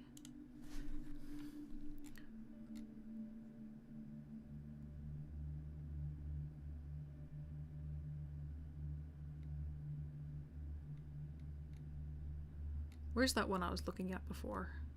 I think it was this one. Yeah, it was this one. They have another similar one, though. They have that one. That's pretty. Yeah, but I don't like the giant flare in the top right. I'm very picky. I'm picky. Where'd it go? It disappeared. Okay, so we're gonna use this one. And we're gonna craft the background first, then I can color in the dragon, then I can add everything. I'm actually going to keep these up as reference because drawing underwater shit's difficult. Let's pop that down there. Let's see what I can do with this. Oh, I could also do that. I could create a brush out of the coral reefs and blop them everywhere. There's so many different things I can do. Okay, let's do this thing. I'm going to color in, I'm going to give the dragon a base color first, just so I can jump in and color him whatever later using clipping masks, but okay. I'm going to add the Bungie Boo down there later. I'm not making any sense with my speech. I'm gonna add the diver in later. Kyle! What's up, Kyle? He has some actually pretty good brushes in here. Glad I have them. Okay, I just need a general brush, hard round, pressure size. Yeah, that'll do. I just need something where I can fill it in. Somebody massaged me.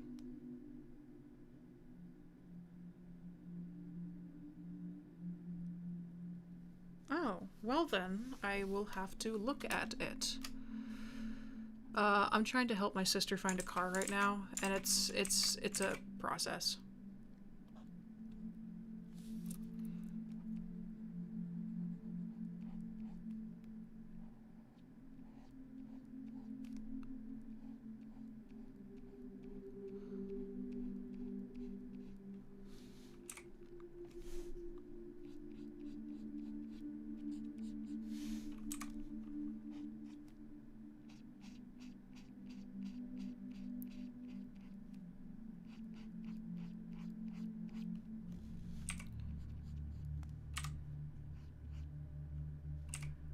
Yeah, because I messaged this one guy, he's selling a Volkswagen Jetta, and my sister wants a Jetta.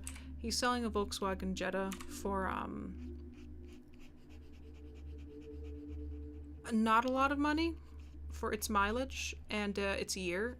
Like, it should be at least $4,000 more than he's listing it for. And so, obviously, I got suspicious, and so I'm trying to talk to him and say, what's wrong with this thing, and why are you selling it for so little money?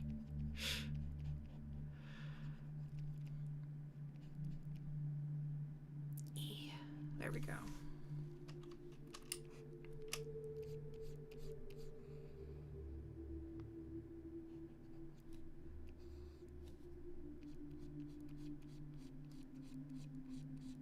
Wait! What's the aspect ratio on this? I could just turn this in as a book cover for my coworker, and she could sell it. Ah, it could just be stock imagery for us for something in the background.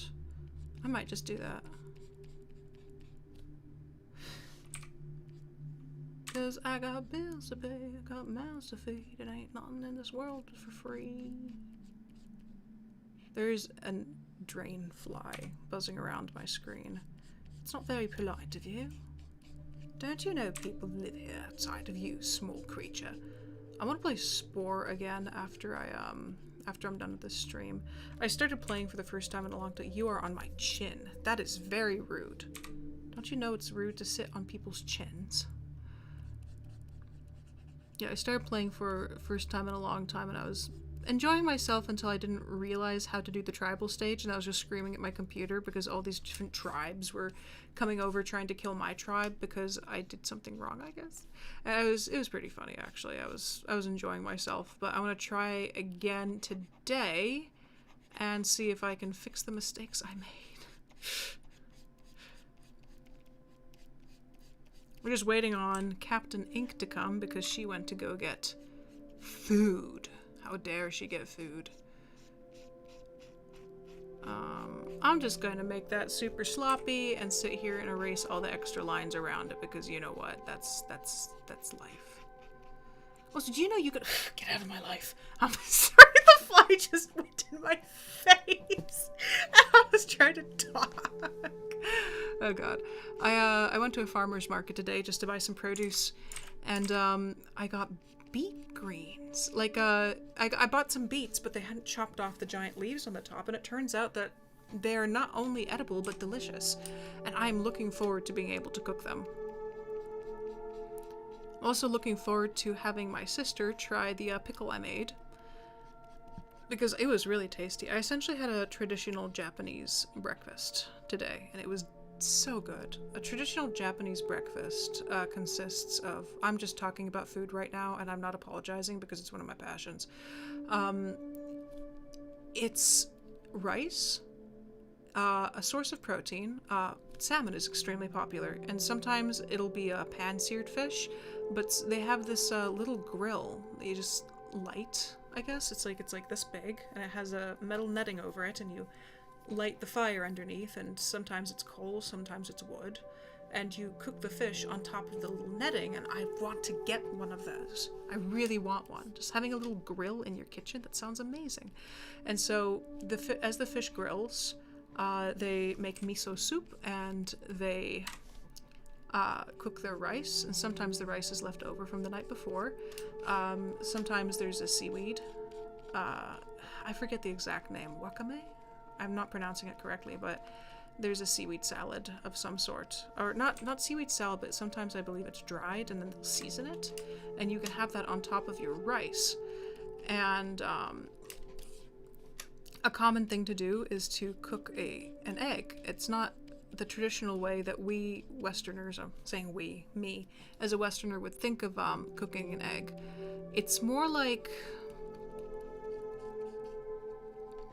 it's the way that I've seen it done pretty often is there's a square griddle, a square pan, and oil is put down on the bottom, and a thin layer of egg is poured onto this square pan. Once it's done cooking a bit, you fold it over itself like that, and you pour more in. So like half the pan has egg on it, like cooked egg, and half the pan has uncooked egg, and that fills in and pools in there. And once the bottom has been cooked, you fold it over the already cooked egg, and essentially you get this egg log. And I want to find one of those pans so I can cook egg that way, because it looks amazing. So many interesting things. And so sometimes there will be a vegetable. Actually, often there's a vegetable. Essentially, a Japanese breakfast, a traditional Japanese breakfast, is much like what we would think of as lunch or dinner. And it's really, really cool. And it was quite filling. I had a little bit of everything, including the miso soup, and it was just really tasty. Well, look who decided to show up, Mrs. Wing Lady.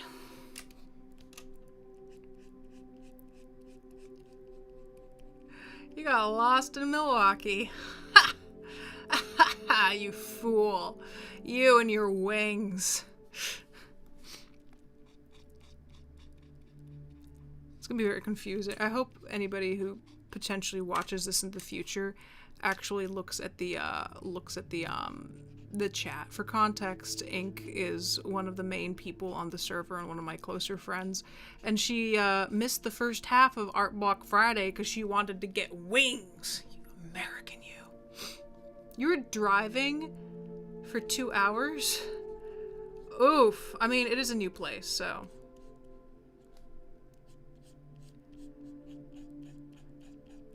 Actually, there's not a Wingstop in Pittsburgh that I know of, but there was a Wingstop in Cleveland, and my ex loved going to it.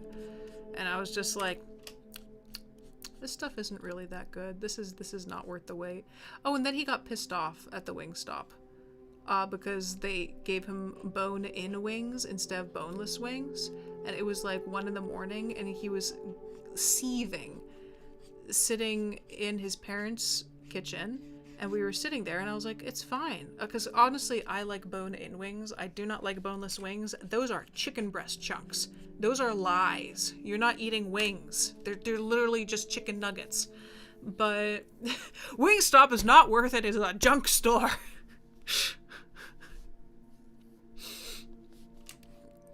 But, yeah, he was sitting there just seething and like, should I drive back and give them back these boned wings? That sounded way dirtier than it actually was. Also, you know what it could be? It could be because he always liked getting garlic parmesan, and garlic parmesan is basically my least favorite flavor of wing. So I was judging Wingstop based on my least favorite flavor of wing. But yeah, he went in and God, he was so privileged. He was like sitting there like, they can't believe they gave us bone-in wings. These poor guys, it's 1 a.m, they're ready to just go home, and my ex is just sitting several miles away back in his parents' house with me, and I'm sitting there like absolutely quiet and terrified because he's angry, and I'm like, it's okay, it's just bones. You know, they gave it more flavor, and he was just like, ugh, look at all the work I have to do eating around these bones, and I'm like, okay. Oh no, Eva, I'm sorry. Garlic parmesan has this sourness to it that I really dislike. My favorite is Cajun seasoning or like a dry rub. I love dry rub on wings. So either that or just traditional barbecue. What, Manira, what? Did I pronounce something horribly again?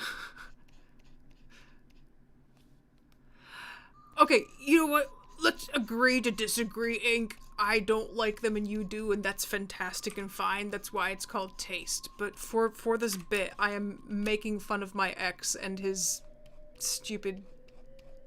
I'm not naming who he is. You guys have no idea who this person is. I'm making fun of my ex and his extremely posh view of people working jobs at 1 a.m, which I don't think he ever did in his life. Get out of my face. Okay, I think it's established that Ink and I just have completely opposite taste in wings, and that's fine. That is how it be. What is this music? This is so dark. No, we're going back to the normal one. We're going back to the original. I was like, what is this weird dark dubstep shit? Manira's like, I don't like it when people get angry. I'm assuming you're the same. Your assumption is correct. I dislike angry people. They scare me. I feel uncomfortable with tension, and I will do what I can to lower it. Okay, I'm like a two-way street. Either I try to be as nice as possible, or if somebody pisses me off enough and I am at my last string, I explode like a volcano, and I am very, very blunt. I'm not blunt in the way of saying like, oh, you're fat, or oh, you're, an idiot, stuff like that. If you get me angry enough, I strike where it hurts. That's how I can put it.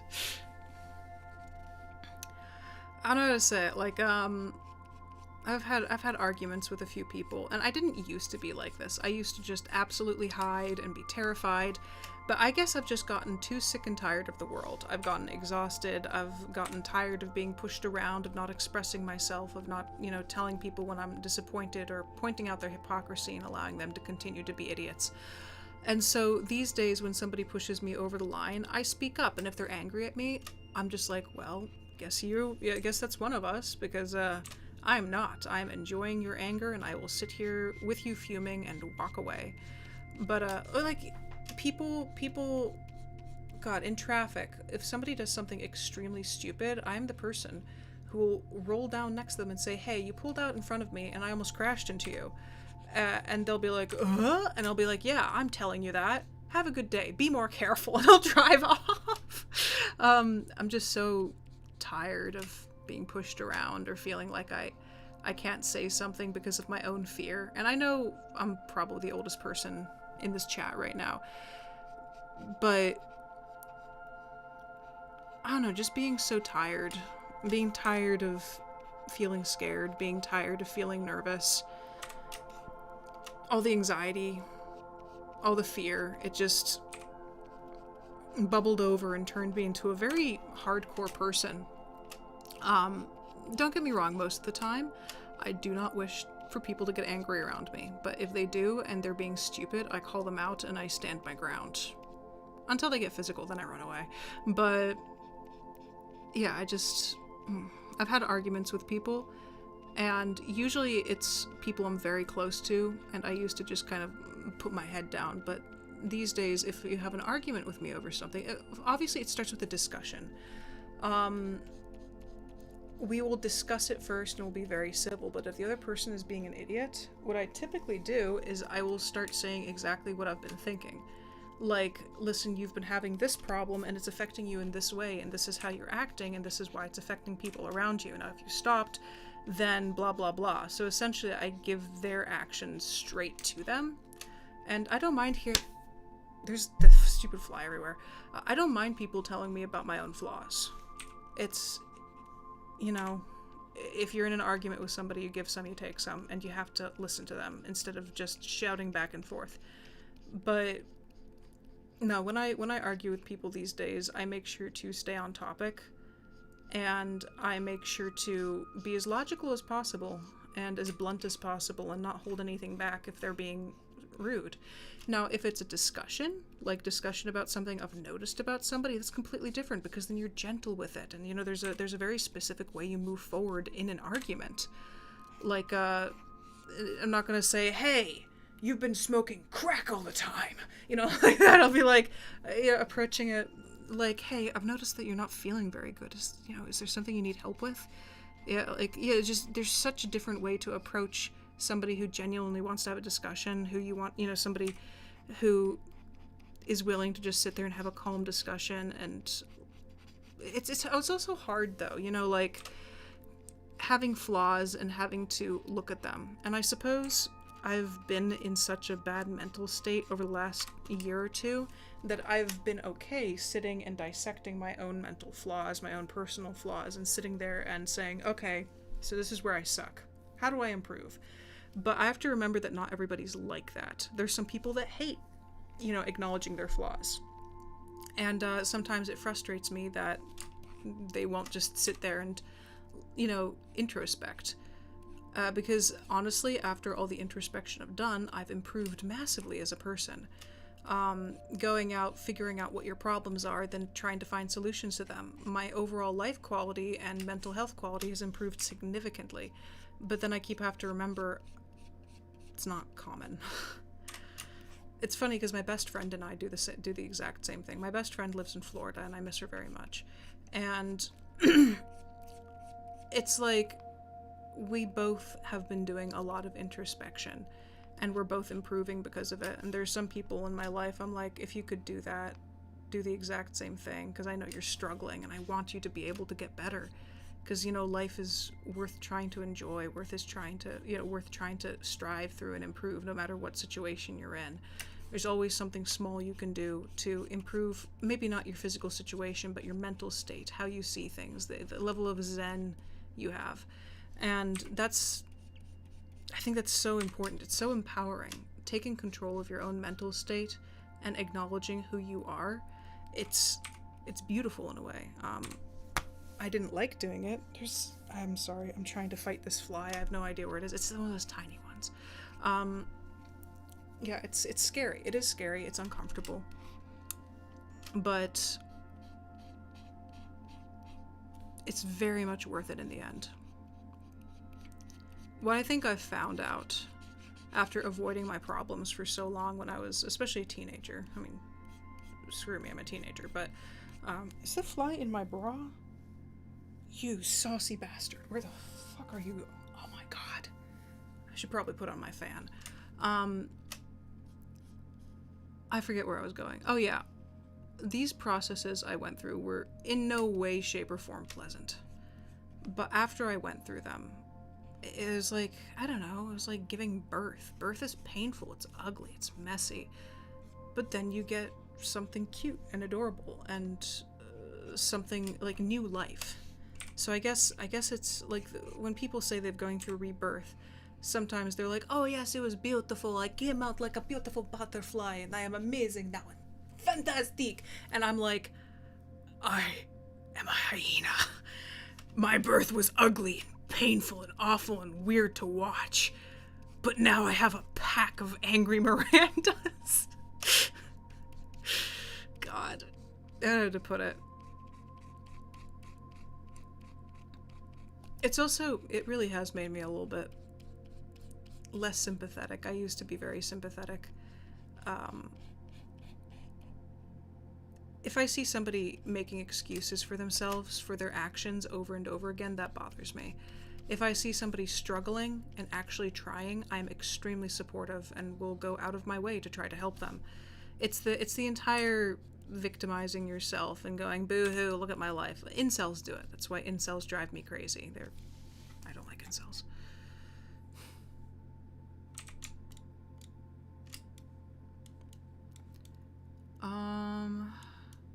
Okay, you just need your tail filled in, then you should be done.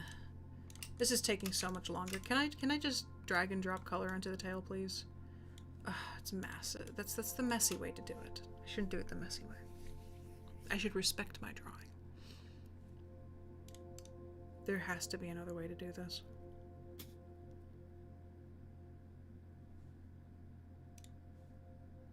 Okay.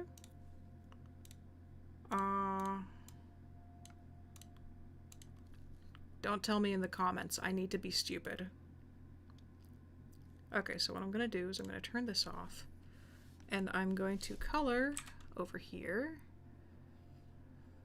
Like that. I know in Procreate there's a reference. The reference layer works fantastically. Okay. Are there any holes I need to close? I do not see any holes. There are no holes! Okay, let's see if I can just do it like this. Whoa. Where's my drop tool? Where's anything? Paper cut! Secret tunnel. Secret tunnel. In the bathroom. He's looking at you. That went weird places very quickly.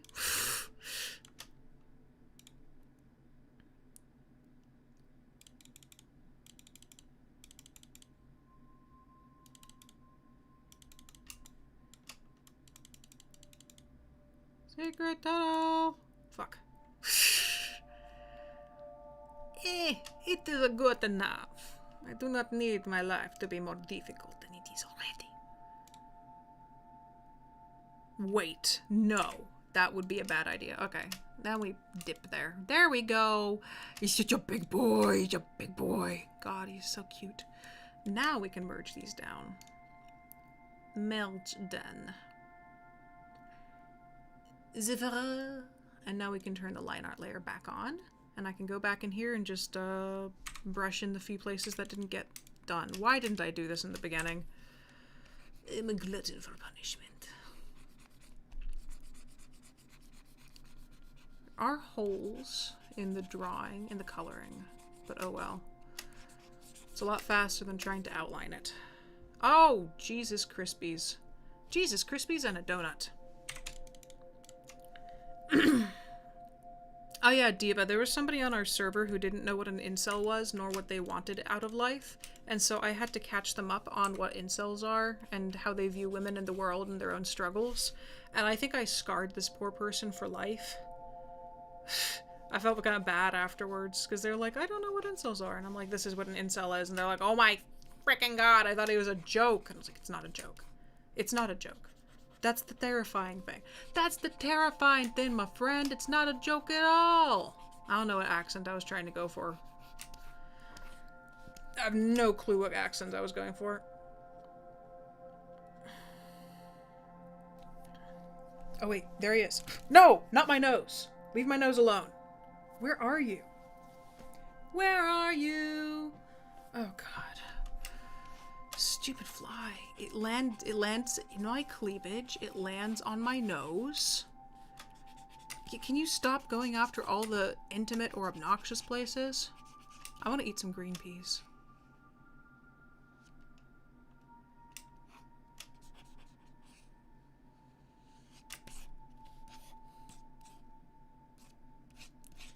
I think we're good. Yeah, we're good. We're good. I can finally get to photoshopping the background in. Holy shice bubbles. Why am I on the background layer? Why am I doing this with my mouse? Why am I here? Okay, so we got Big Frilly Dude. He's not going to remain red like this. Red's just the most visible color compared to the background, so that's the color I'm using.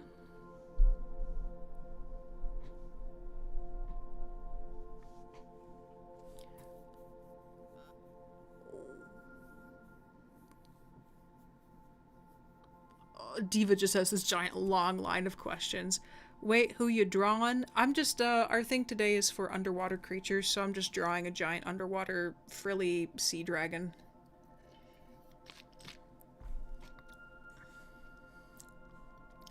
And I'm using stock images because I'm not lazy. Am I lazy? Would this be considered laziness? Would it? Booty, booty, booty, booty, rockin' everywhere. Why is that in my head right now? Thank you, early 2000s musics. Okay, let's drop this in here. Okay, so what I'm gonna do... Well, first of all, you get your ass down there.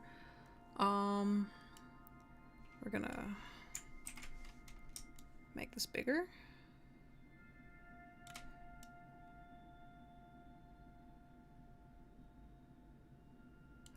Where are you? You were on my hand. Where is this thing? It's so fast. You know what? I'm going to increase the... Oh, there you are. Stay. Stay in that position. Stop it. No, I'm not doing the light thing correctly. I'm going to make the light over here super bright, so it's attracted to the light and it stops landing on my face. Okay, it should be up like this. Moving it over to the side a little bit.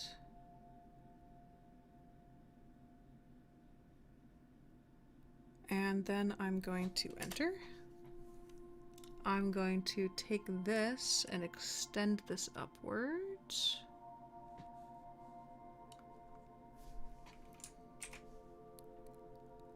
Oh wait, it's not letting me. I have to rasterize it. There we go. Control T. That's not... Oh yeah, I forgot I actually have to press... Oh my god! I have to press shift for that. No, stop it. Photoshop, I love you, but you're being a bungus. There we go. Just like that. And then I can paint in the other ends. Deselect, brush. Just go soft round at the moment. Are you on my arm now? You should have stayed so I could kill you. Okay. Slap myself like that. It's the tiniest little fruit fly. Except it's like strangely heavy, and for some reason it just wants me. It keeps landing on my body and like, I don't know, crawling over me in the most weird ways, and I can't get it to stop. It's just so annoying. Just like slapped myself on live stream. Just like it was a big slap too. That was a hefty slap. God, I hate flies.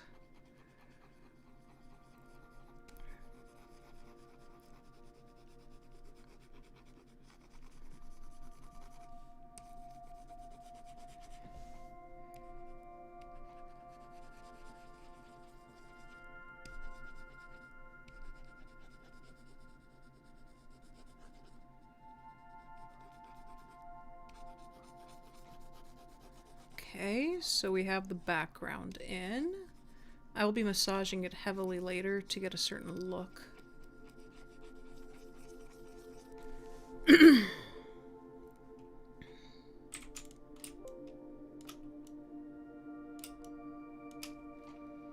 Okay, that's one. I'm like, you know when you're expecting something and you know how it feels, and then you start feeling it before it even happens? That's what I'm feeling with this fly. I'm waiting for its tiny little obnoxious legs to land somewhere. Where is it? Where'd it go? Better not have landed in my water. I hate it when flies land in water. I just hate it when flies. I'm not a fan of flies.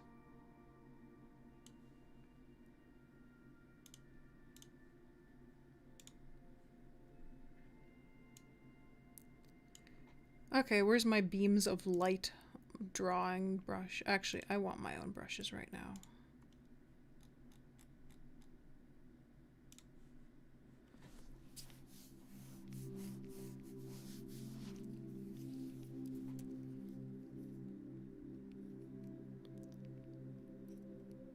Yeah, Ink. Go make yourself some hot chocolate. Hot chocolate is lovely. Okay, merging these down a bit. Actually, I want to add a deeper blue back here, so let's do that. Deeper, more intense blue. Not too much though, just a little bit.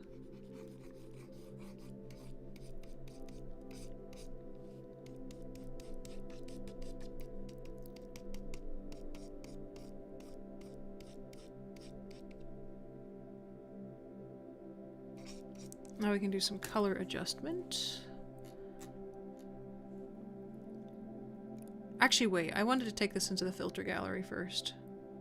Wait, no. Image, adjustments. Let's do hue and saturation first. I know how I want this to look. Actually, the deep blue in the background could be taken to an advantage, so I want to keep it. So saturated.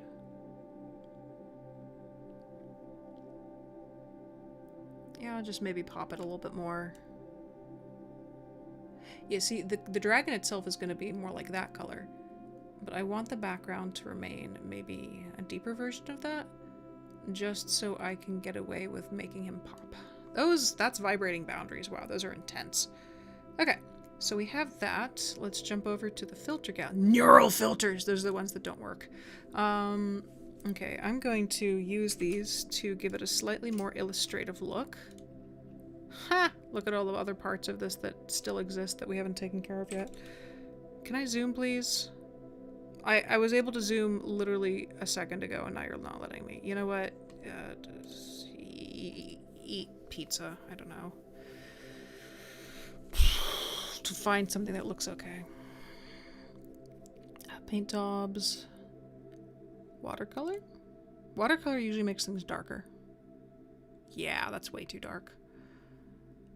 Cut out? Question mark? Nah, I don't like that.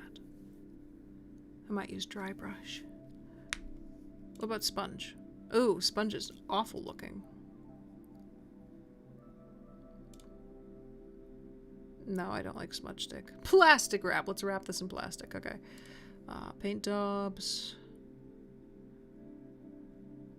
Fresco. We'll make it very dark, so we don't want that. Dry brushes seems like a good idea. What about accented edges?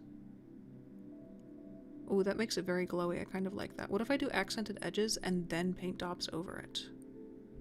I think that would work. Okay, so accented edges first. And now we go back to the filter gallery and disappear. What is this? Is that accented edges twice? That's nuts. There. And now I can increase the brush size. Bigger. Bigger. Lower the detail. Lower it more. More. Okay.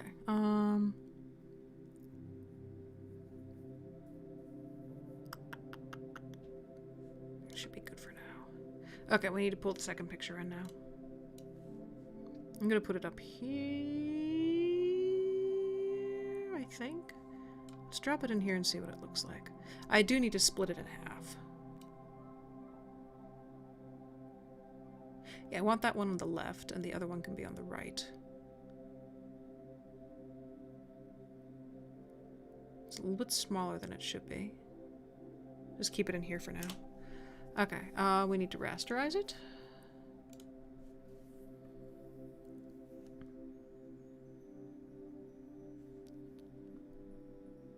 I'm going to select that half. I think that'll work. Move it upwards, out of the way. I'm gonna grab this half. Move it.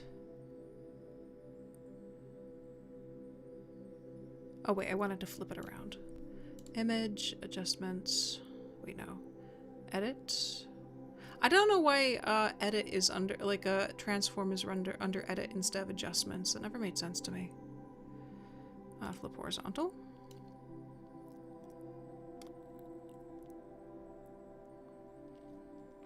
And that needs to go right about there, except I want to make it bigger.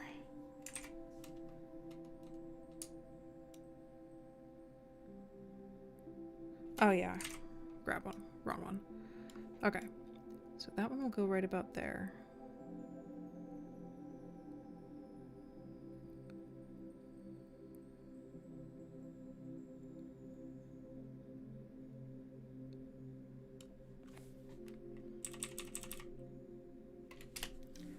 And this one will come down. We want to flip it.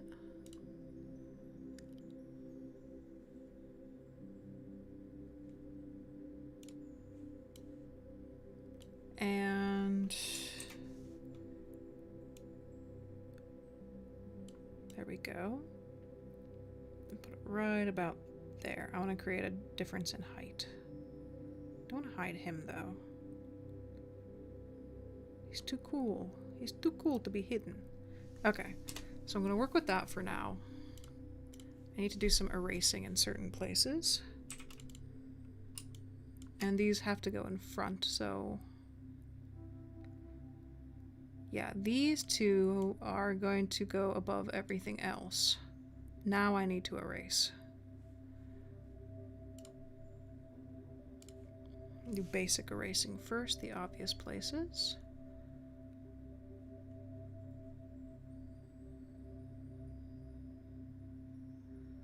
That will need to be taken out. It'll also need to be brightened because it's the water perspective is pushing it too far into the distance. I like those fish. I'll keep some of them. I wonder if it's possible to clip the picture in half and put the tail in front. That seems like a lot of work. It would be a lot less work if I simply cut this part out. See, this is my big brain moment right here. I'm going to cut this out. Layer via cut. And we're just going to drop it down below. And it's so much easier. I feel like an idiot right now.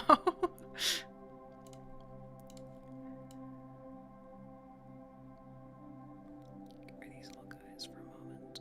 You can stay. You cannot. Take all of that away. I kind of want those fish in there.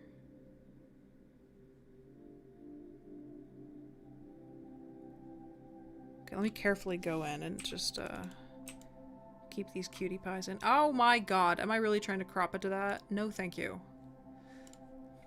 Okay, let me erase around these edges. What selection? No, it should have been brush size. I have no idea why it jumped away.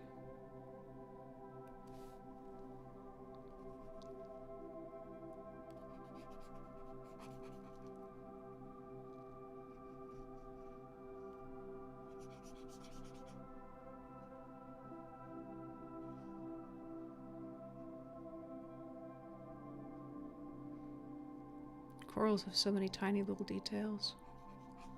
There we go.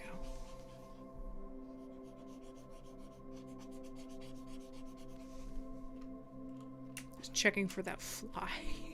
I'm like, it's gonna appear on my shoulder, isn't it? It's gonna appear somewhere. I don't know where, but there's gonna be a fly somewhere on my body again.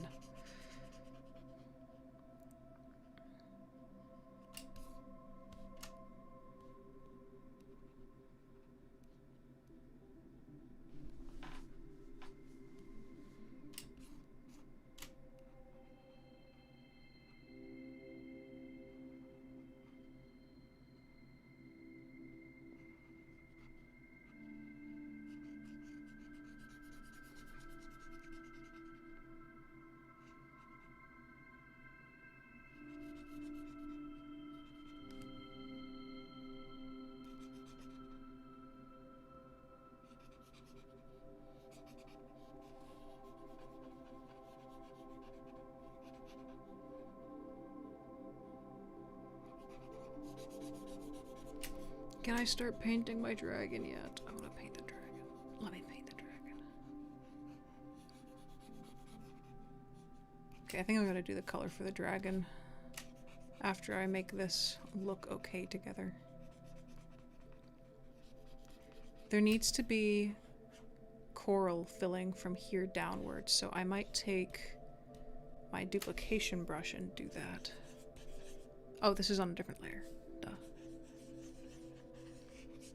Where's my fuzzy one? My fuzzy brush.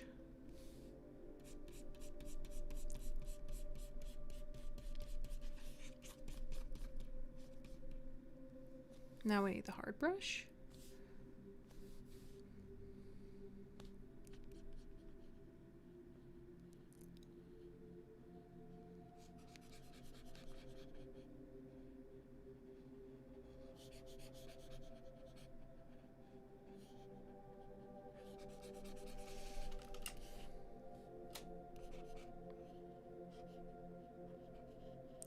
Okay, so at the moment, all I'm going to do is take the stamp tool and stamp this in.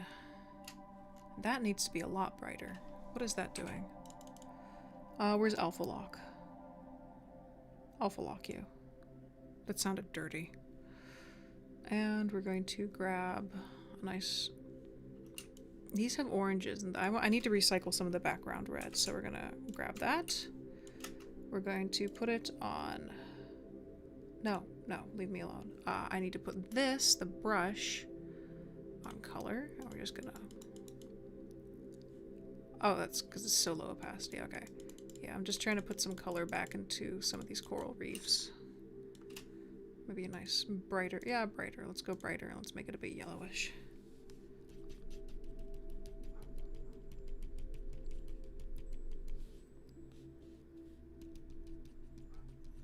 Nice intense colors, not quite natural, but what I'm trying to do is lie to them. Let's do this one.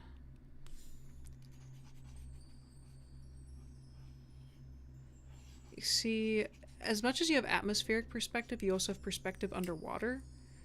And you can see it over here, like these guys are almost disappearing back in the distance. So I'm trying to replicate that effect.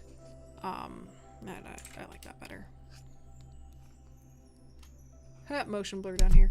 Okay, yeah, I'm trying to replicate the effect. Aye, that's Windows. Okay, Alt. Okay. Now we need to go back up to this one. Wait, this one's still an alpha lock. Okay, now we need to go back into this one and erase the rest of the edges.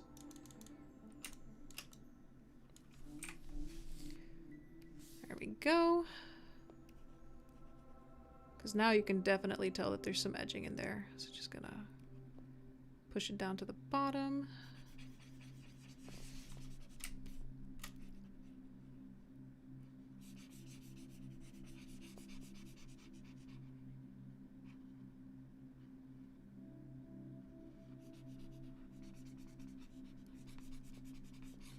There we go.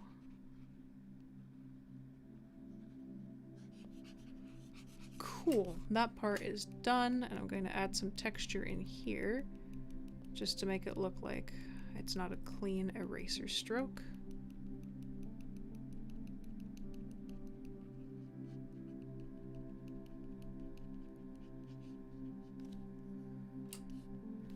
There's also too much blue over here. I'm gonna allow it to go in a little bit further. There, much better. Now I can get to the nitty-gritty.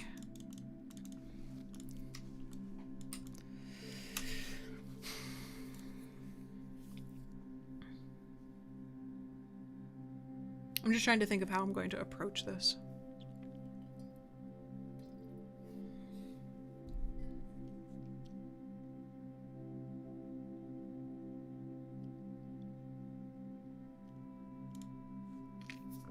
Where's the stamp tool? That's not it. Should be near the brush, shouldn't it? Here we go. Take this. Zoom in a bit. Brush. No. Stamp brush. Alt. I'm going to lower the opacity. No, we need to keep the opacity high for this. Okay. Oh, it's too far over to the edge.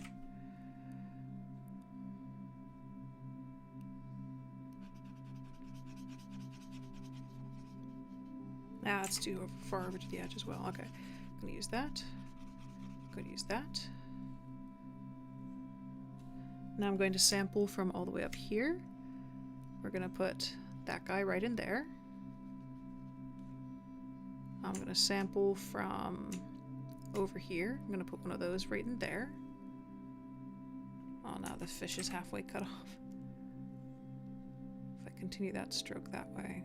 There, that works. Gotta take this over here. Gonna continue it down that way. Gonna grab some of this. I'm gonna put it over there.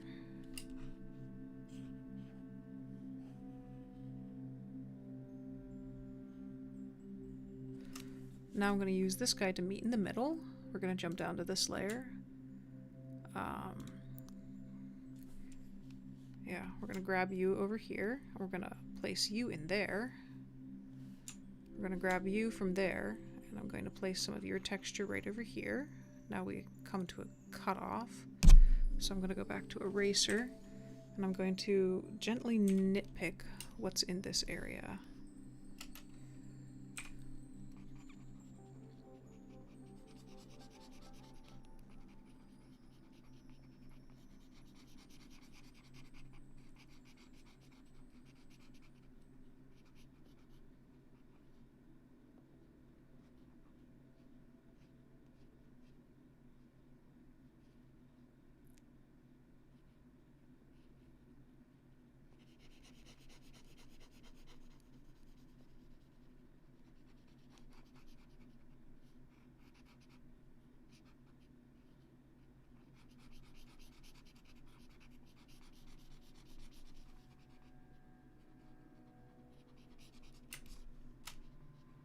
We don't need that there at all. Okay. You can keep the fish.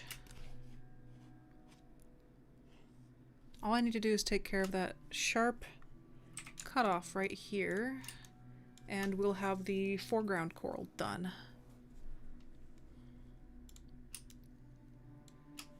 What music are we using right now? We can get rid of the downloads. And that's how you Photoshop. Ooh, itchy. Love the itches that just come out of literally nowhere. Wonder when ink's gonna come back. I hope she's okay.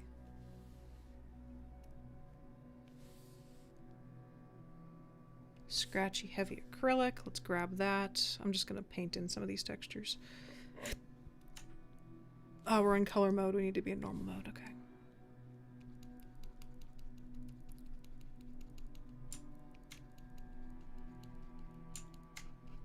Let's put that fish in there to a certain point. Grab this. Oh, okay, because you were stressed and I was worried. I was like, oh, is she okay? Is she like crying over hot chocolate about exit ramps? I've been there. I have totally had meltdowns over not being able to find my way places. I'm horrible with navigation.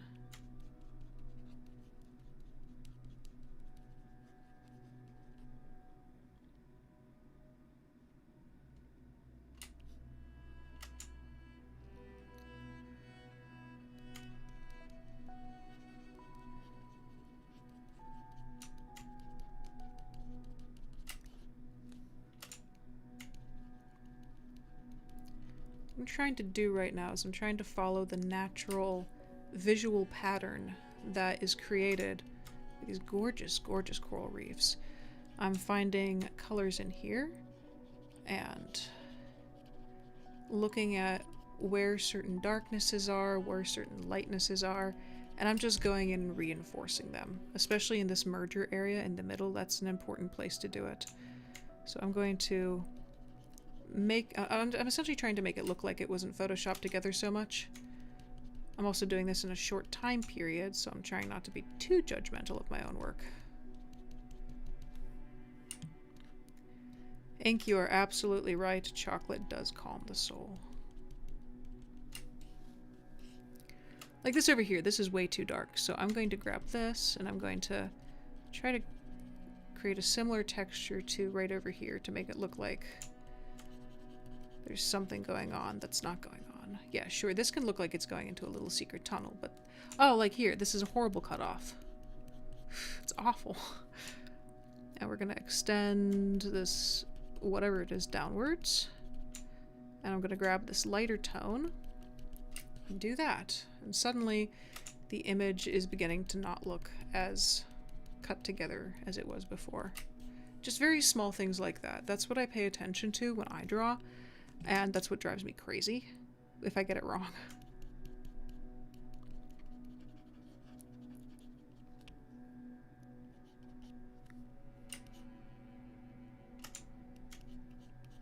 And then we talk about texture continuity, and I'm trying, and now I'm starting to get bugged about the fact that the textures definitely look like they've been photoshopped in.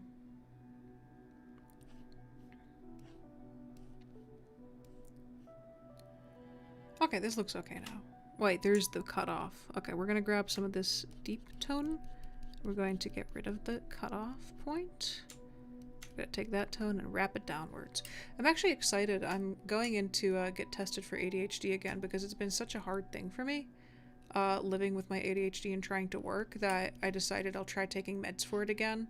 I had been resisting it for so long and now I'm just like, okay, time out. I'm exhausted. I can't do this no more. And so it's nice, you know, going forward and trying to do something about my problem. I also like just knowing that, yeah, it's a thing. It's not just you. I've always been kind of scared of medication, so that's why I never did it.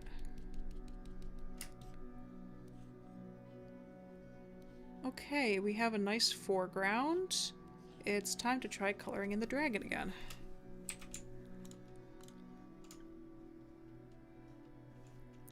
Yeah, ink. I used to take Ritalin when I was a kid and it exhausted me, which is why I stopped. And I remember trying Adderall, and Adderall did wonders for me, but I stopped eating and I fainted at the pool. So I was only like 13 and my mom freaked out and she's like, no more Ritalin.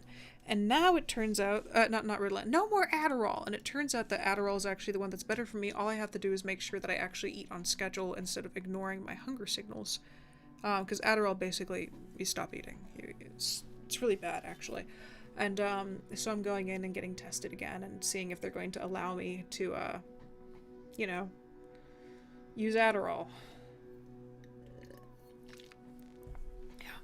I guess the thing I'm most worried about is that I'm going to lose my artistic ability. I know that sounds stupid, but that's like my biggest worry is that I will try some sort of medication and then I'll stop like having ideas and having artistic urges and stuff, and that's my biggest worry, and that's what scares me.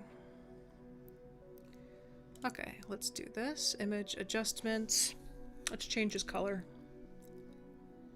What I want to do is I want to make him very light blue, like this, and then paint on all the other colors that he would be. I like the red, actually. I do really like the red. Yeah, that's the turquoise white his belly would be. So maybe I will stop, I'll keep it at this at the moment, and I'll begin adding solid colors in other places.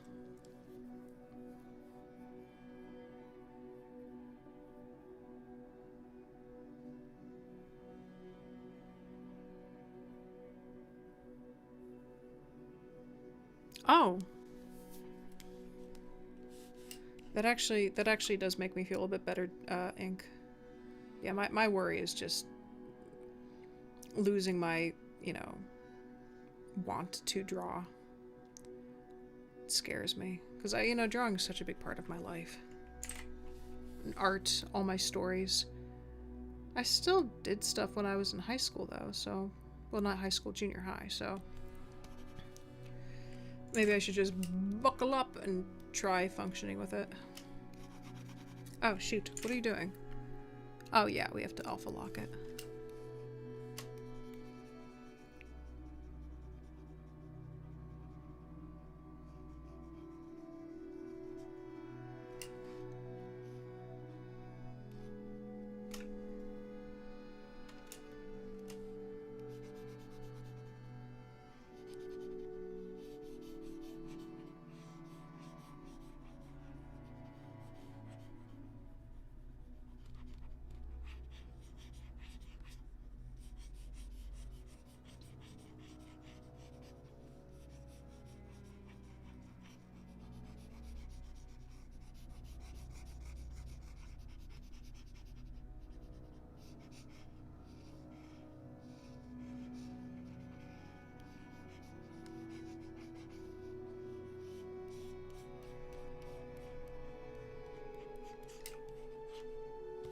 You know this, I just realized I'm replicating the color palette of the Reaper Leviathan from Subnautica. Ah, he's like the friendly version of the Reaper Leviathan. This is like the version that the people in Subnautica would be like, hey buddy, and go up to.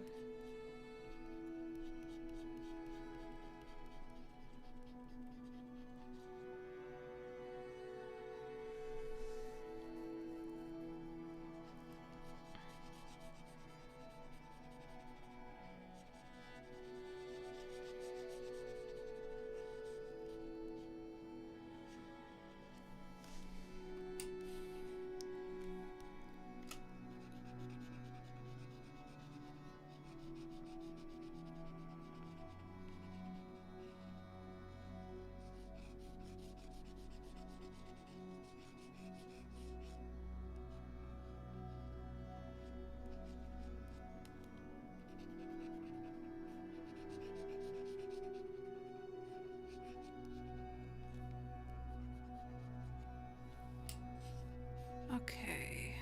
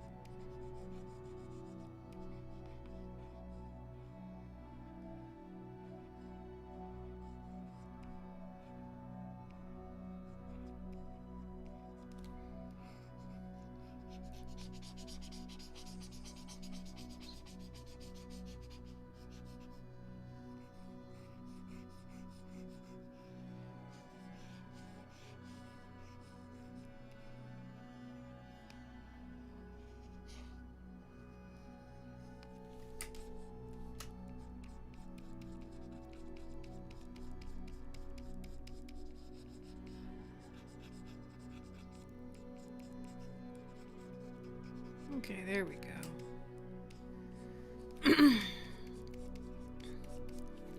Look up tropical fish and see what sort of colorations they can have. Where's my peacock gudgeon? I want to look at a picture of a peacock gudgeon. They have such a beautiful coloration. Yeah, it's very much more of a coloration you find in freshwater, which is interesting. If I could do like a version of this, that would be great.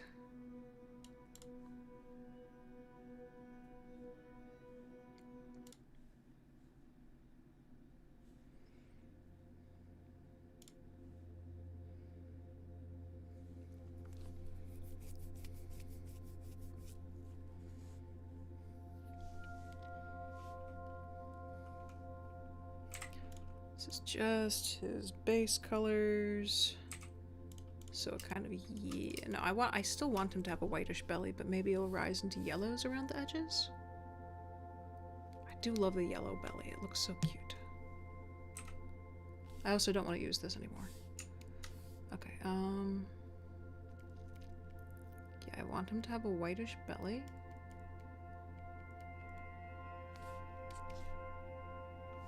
I don't like this texture at all. Get out of here. Get out of here. I'm so used to pressing Ctrl-Alt-Z to go backwards a lot in Photoshop, but they changed it for this version of Photoshop. Absolutely strange. Yeah, that's a lot better. Okay. Let's lower the opacity.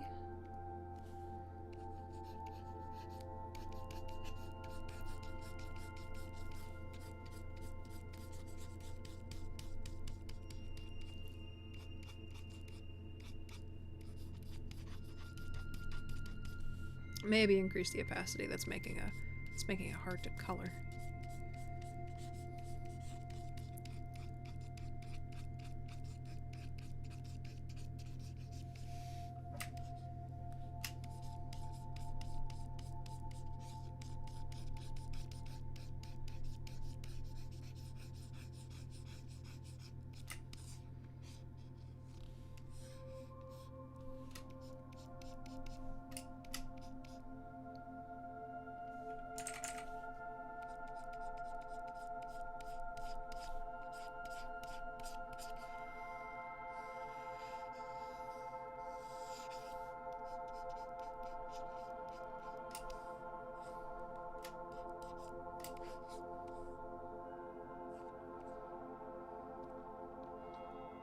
Okay, and so gudgeons have... I'm gonna make them more orange edged instead of red edged. These. Alt. Let's bring it to orange. Okay.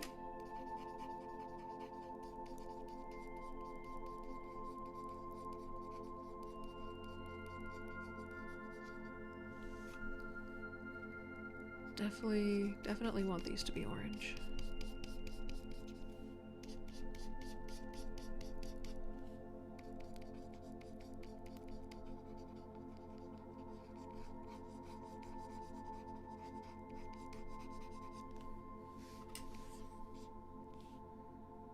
What else does a gudgeon have? There's blue leading straight down to that stripe. Okay.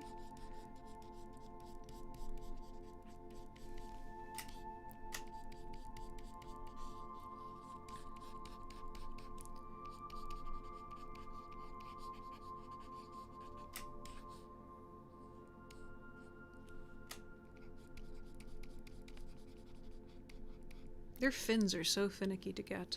And then the veins leading up are bright red. What a beautiful fish. An absolute stunning little creature.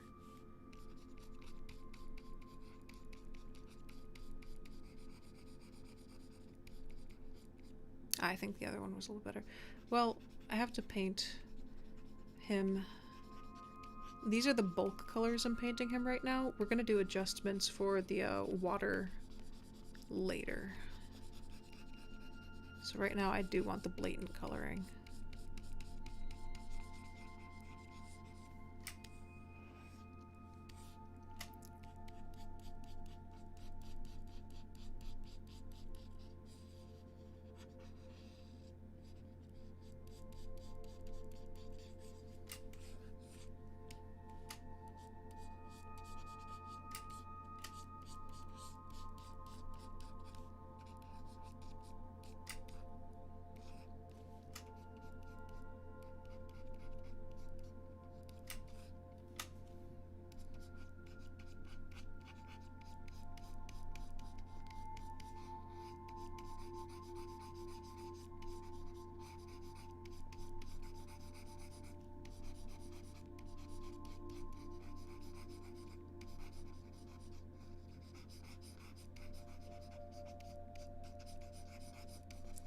I do not know what order to do this thing in. This is so wild.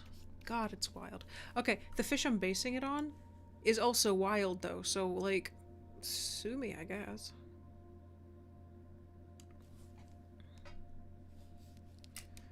Ah, I didn't mean to do that. Go back up, go back up.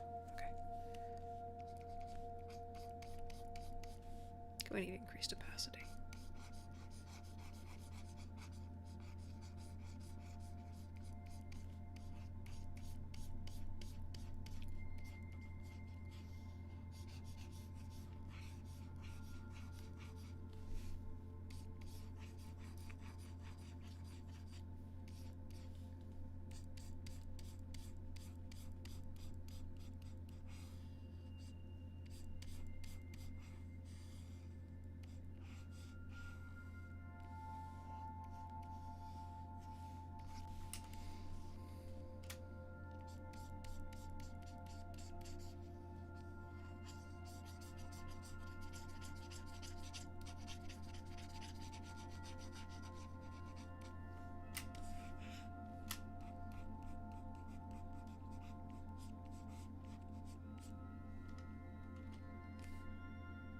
My dad would like this dragon. It looks like a giant tropical fish, and he really likes fish.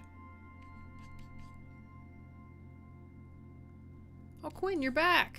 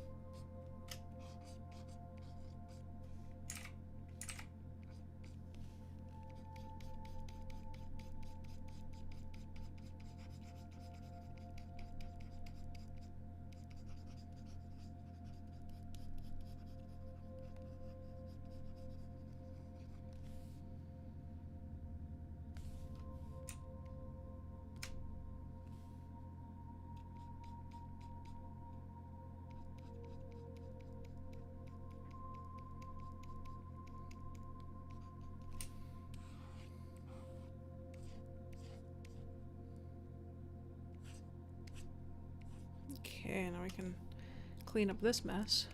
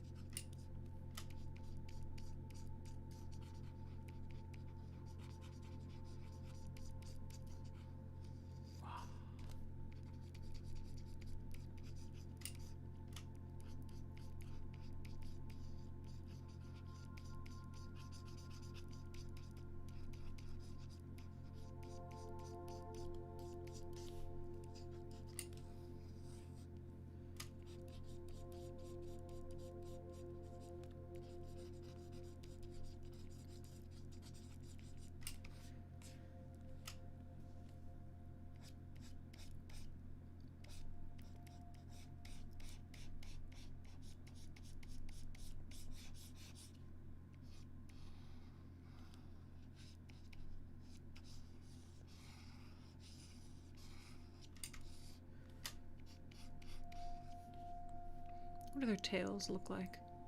It's a rim around the edges, okay.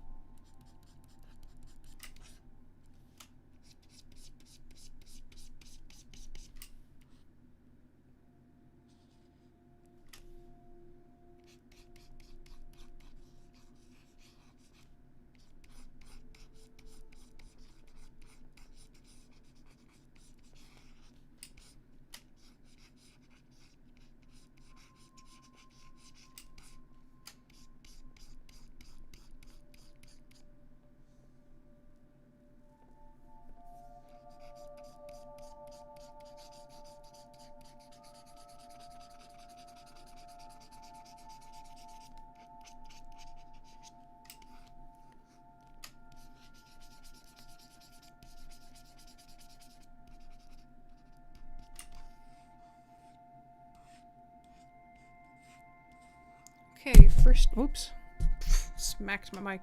It's the first stage done.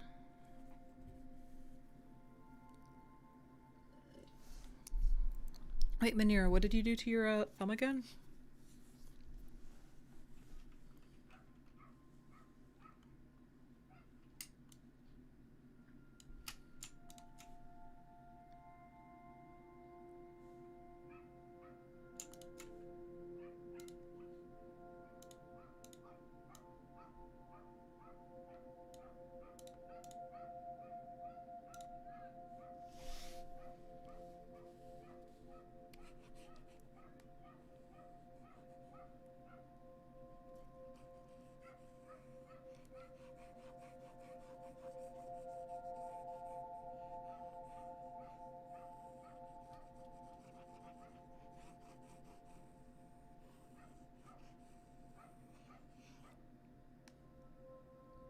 Oh, overworking, okay.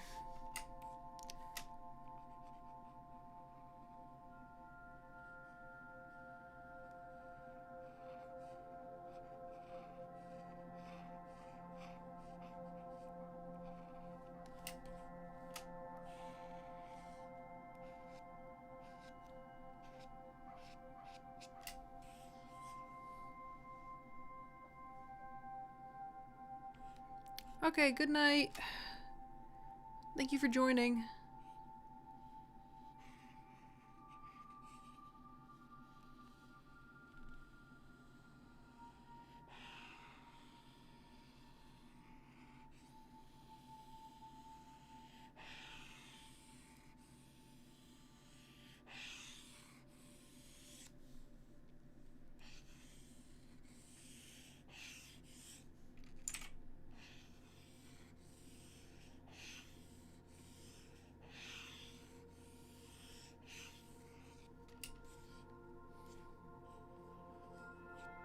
I have no idea what I'm gonna do with the legs. Oops.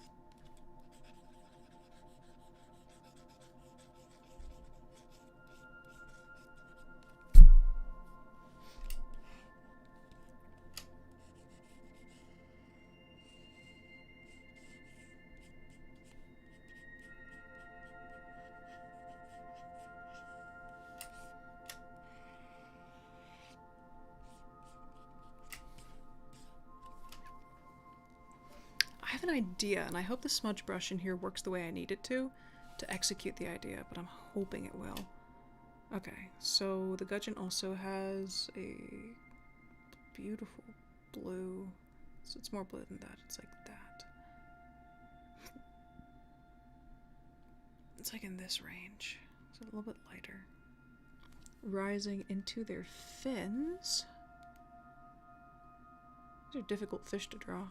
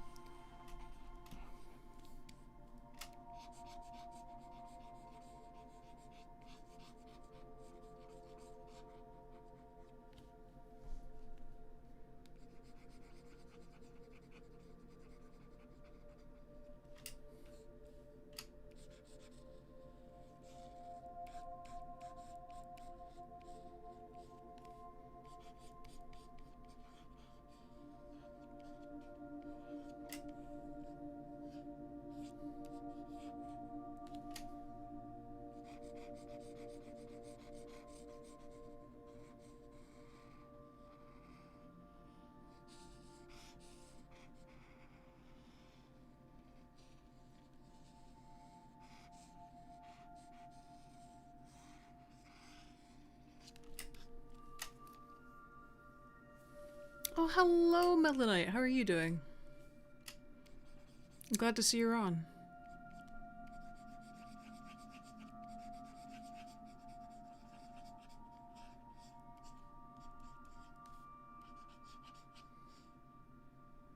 Wait, was the Mama Miranda in reference to Mother Miranda? Mother Miranda.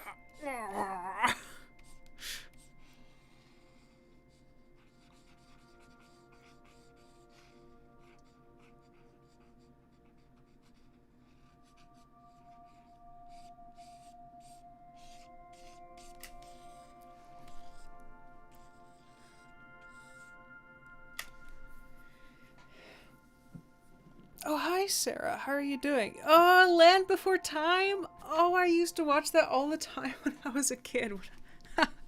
Oh my gosh. I haven't thought about that in a long time. That was fun. Those were fun. That was, God, I loved Land Before Time things.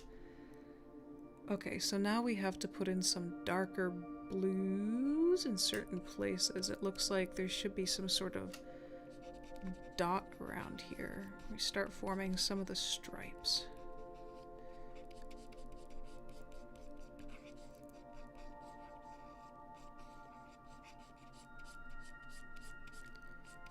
push it up against the edge.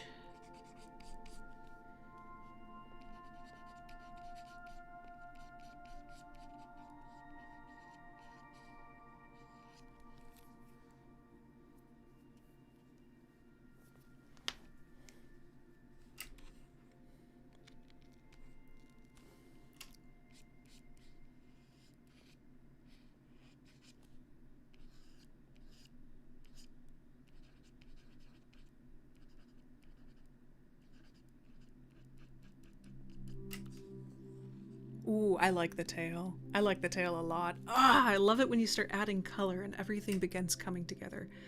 Okay, what do your body stripes look like?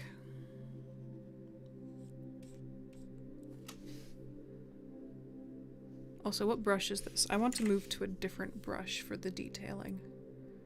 We got the main colors down, but it's time for something light. I should be somewhere in here.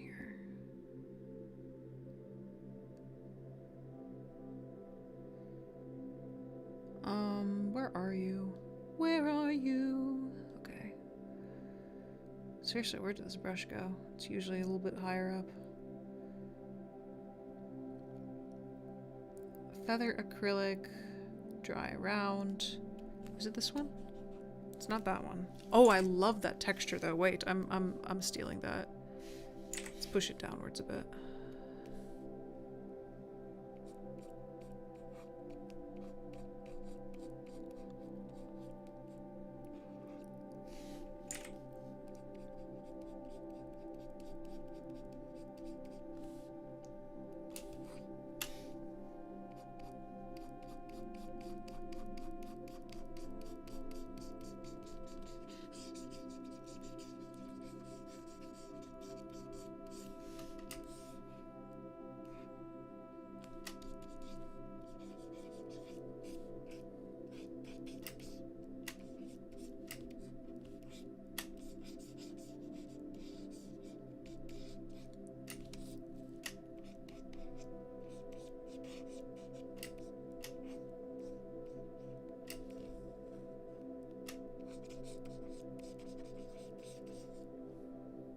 Sarah says I'm so bad at using color. You know, I used to be too.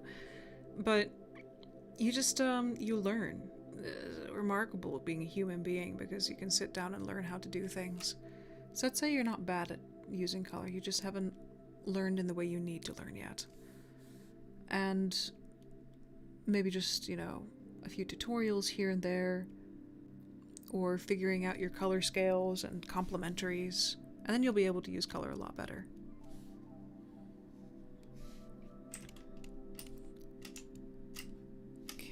Brush? How do your stripes work? Oh, these fish are so complicated looking. Why did I decide to do a peacock gudgeon?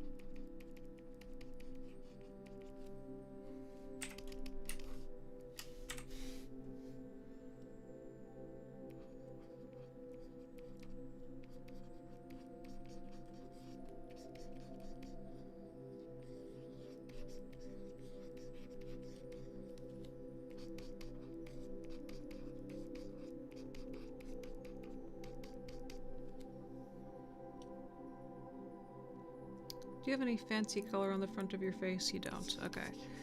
Well, for now we're putting in some blue.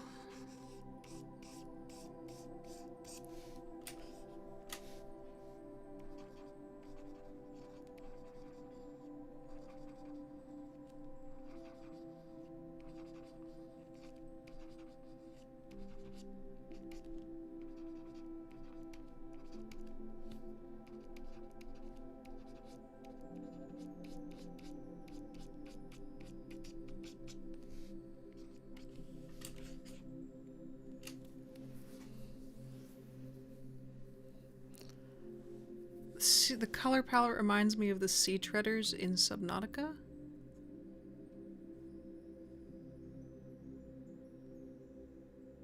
Oh. Wait, let me take a look at them. I never really got to interact with the sea treaders very much. Wow, he's very colorful. He really needs to be toned down once we use the background color to do the toning. Wait, let me look.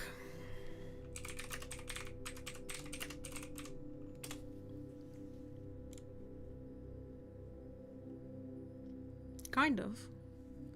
Be nice if you could see them better.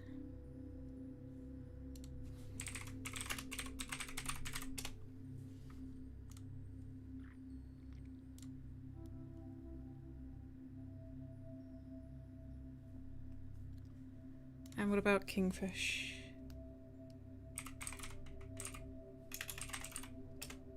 No, not Kingfisher. Eat my butt.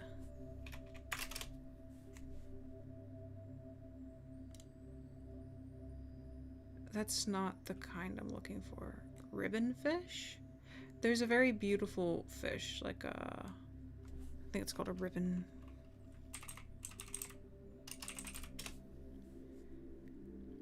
Is it the ribbon fish? It's like a very long, very beautiful fish. Oarfish? Is it the oarfish? I think it's an oarfish.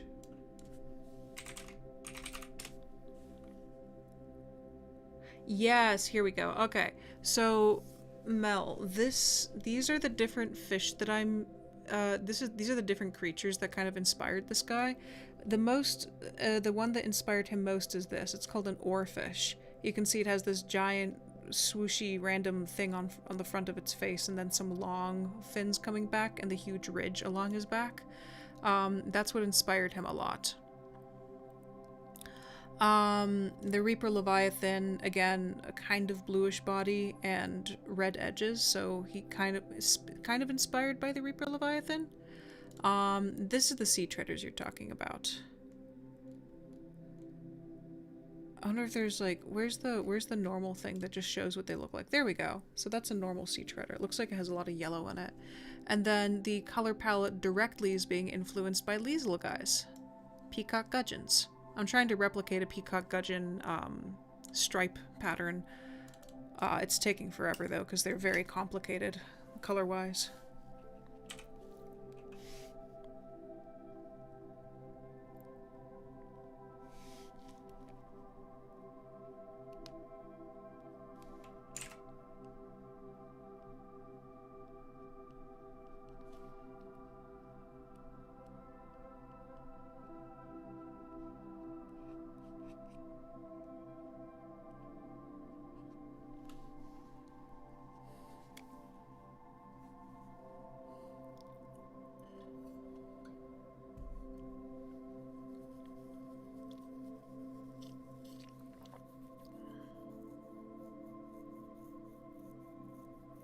Yeah, reading your comments, Melanite. Yeah, oarfish are awesome looking.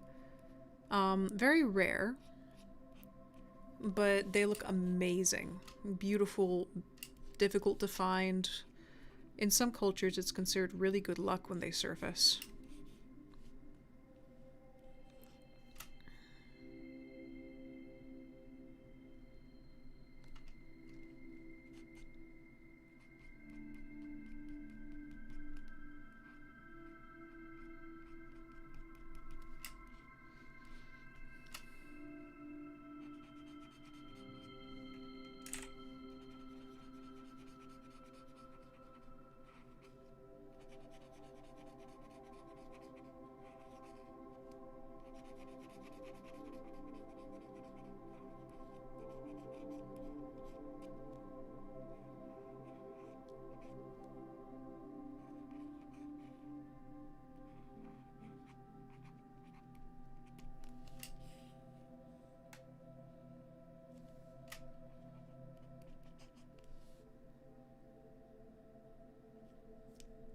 Yeah, Mel, I think oarfish can get...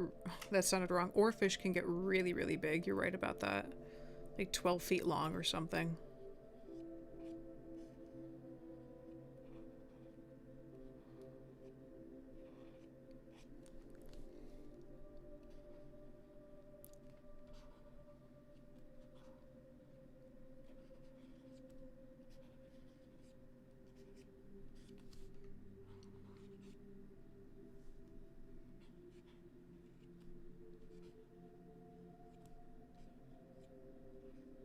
He almost... Okay, this stripe pattern on him almost reminds me of a... Is it a marlin? A sailfish or a marlin or a swordfish?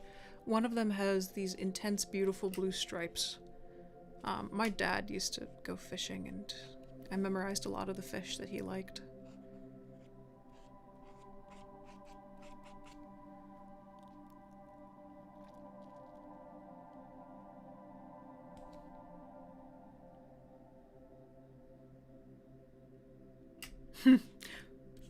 Okay, Mel, sleep well. I will see you later.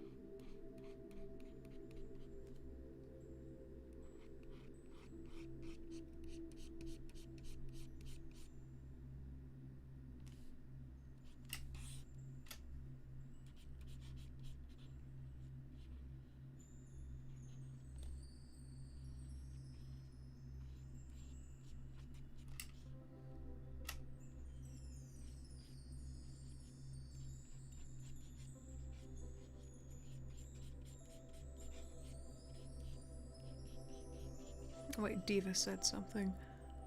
This perspective is epic. Thanks. I saw Mel typed something and I was like, oh, let me look at her thing, and I forgot to look at your comment. I'm sorry.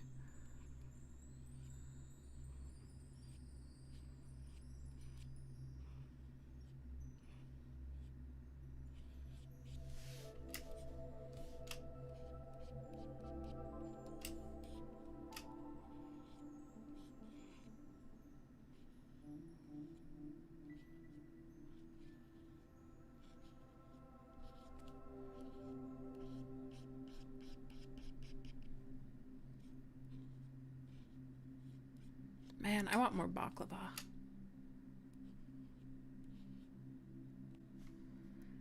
Yes, you're being neglected. Drinker of hot chocolate.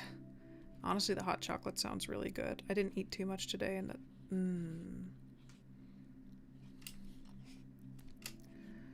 Hot chocky.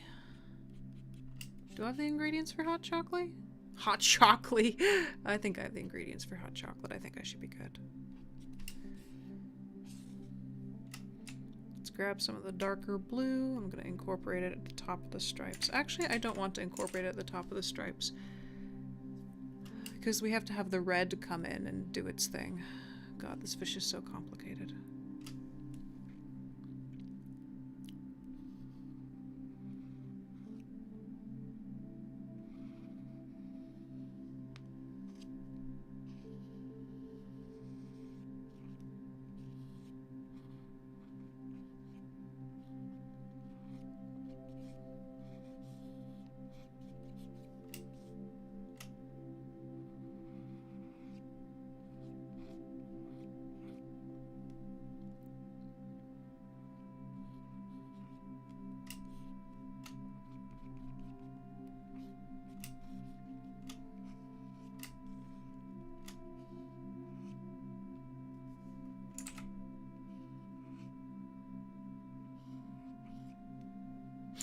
Ink, what if I turned this into a character for Art Fight?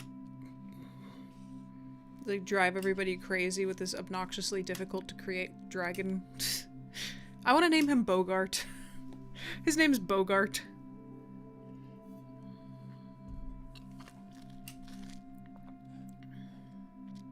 Nobody would draw him. It would just be like, what did this person create? is this?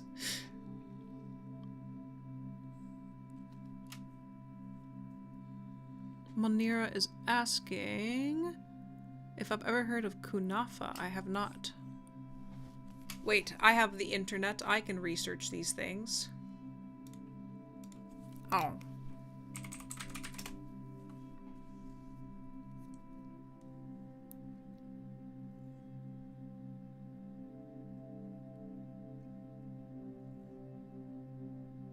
Sweet sugar-based syrup and layered with cheese and other ingredients. Oh my god, I've seen this. There's this guy who got really famous online, and he makes these giant dishes. I've seen him made this.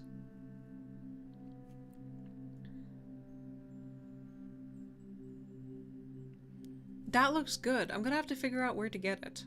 Okay, for people out of the loop, this is what it looks like. Now, I've seen this made in videos. It looks so good.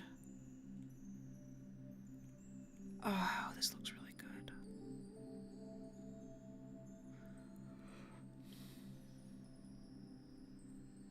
Wow. How'd you get phyllo or phyllo dough to be that small? That thin?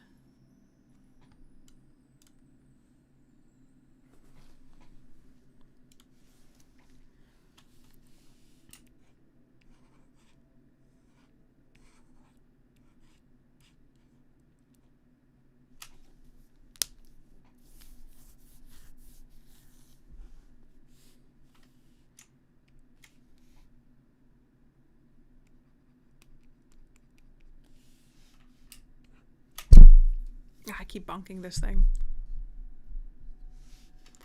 Okay, now we have to put his red stripy pants on. There's yellow. Do some yellow.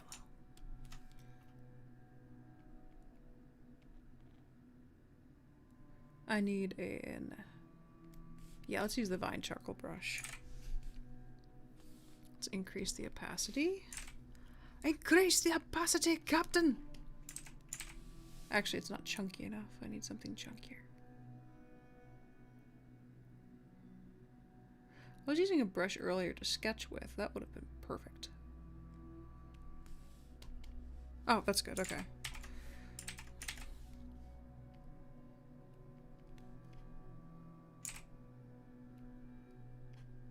That works.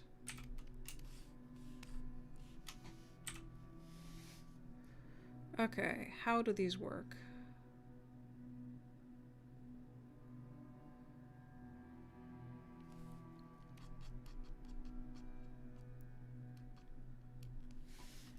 Maybe not too many of these dots. Nah, you know what? I'm not gonna. I don't wanna. I'll just move directly over to... Yeah, that actually looks pretty if I do it right.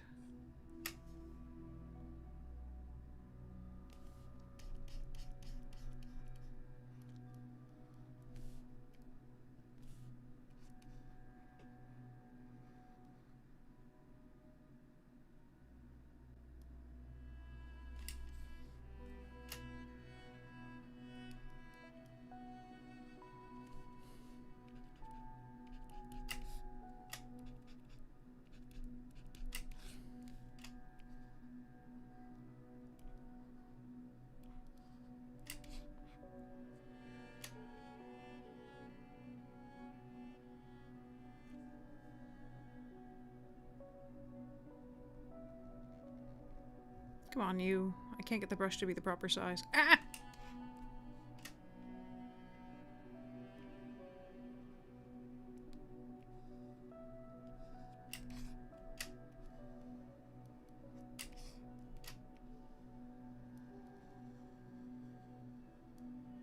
Wait, Manira, you're talking about pine seeds. Are they really expensive where you are? Because, getting like a cup of pine seeds, here we call them pine nuts, but getting a cup of pine seeds here in America costs like $10, which is a lot.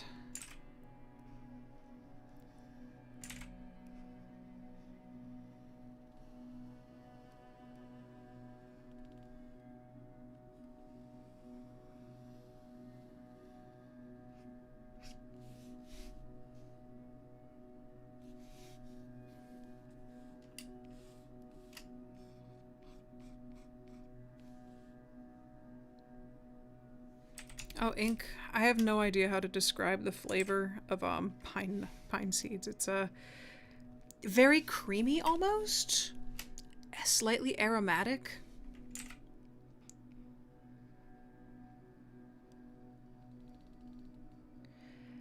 I don't know. It's very, I don't know. It's very unique compared to the other nuts you're probably used to eating.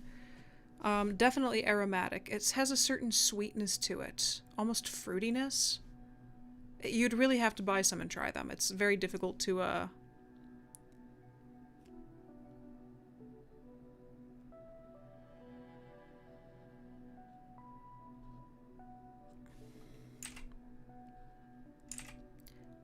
Yeah, they're a lot more delicate. Like, you know, if you eat a cashew, it's a little bit dry and chewy almost. Like, it crumbles in your mouth.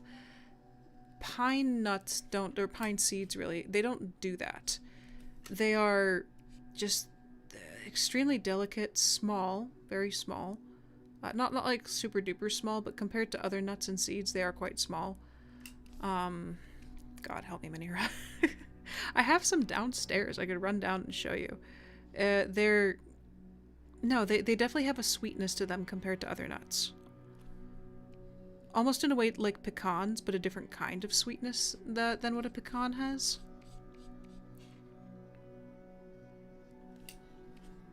Almost similar to pistachio in the weirdest way. It's a hard flavor to describe because it's very different than other seeds and nuts. I'm just gonna keep reiterating that because I don't know how to describe the flavor.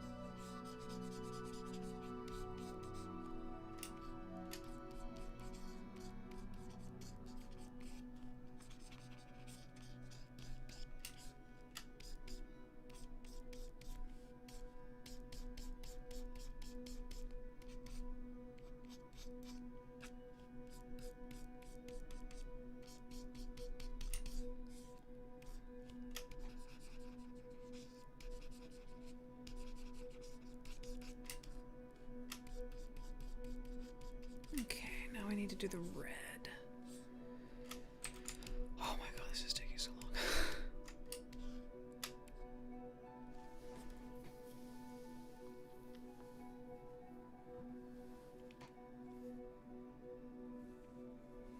I can't wait till I can actually start shading. Oof.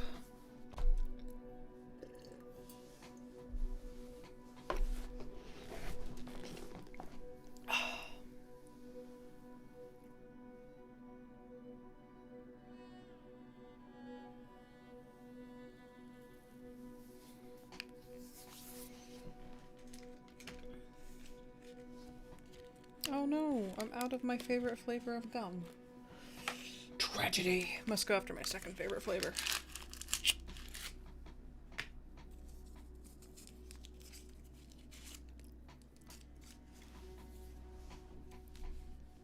Okay, now we need to add red back in. Lovely.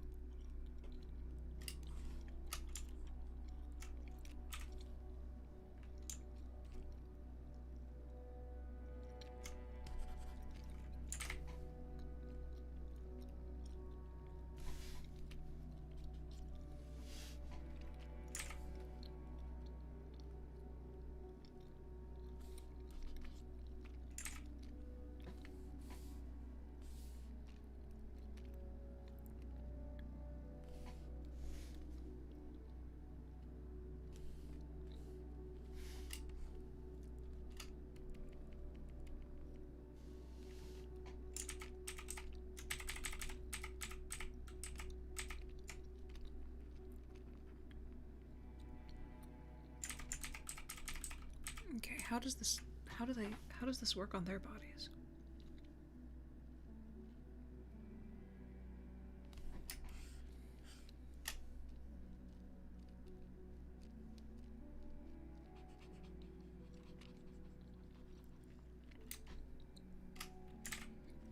Should do down the blue.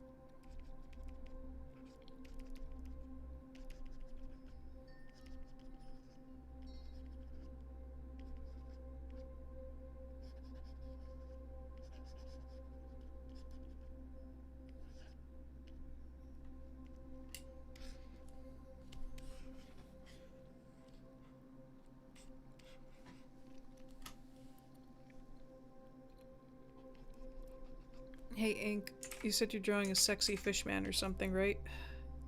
How is it going?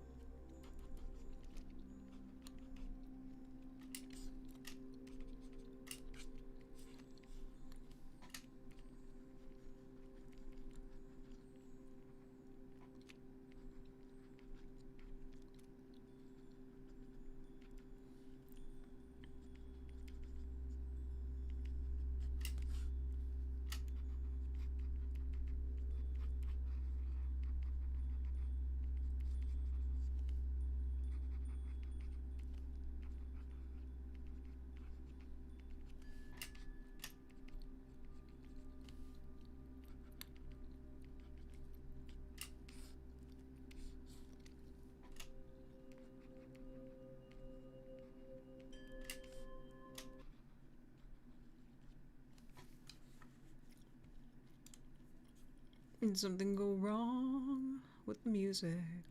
I'm not talking right now. I'm completely just vibing.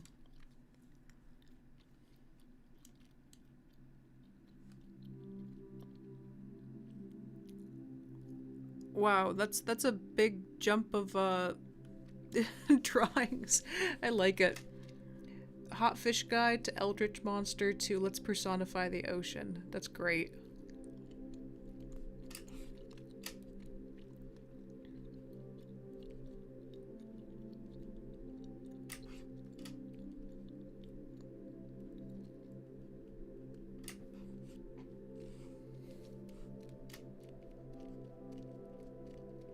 I know we won't have that many ArtBlock Friday pictures, like maybe another 2 or 3,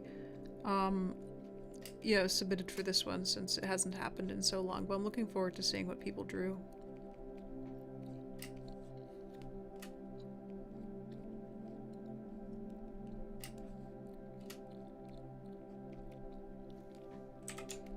Okay, is your coloration finally done? Are you done? Can I start shading now?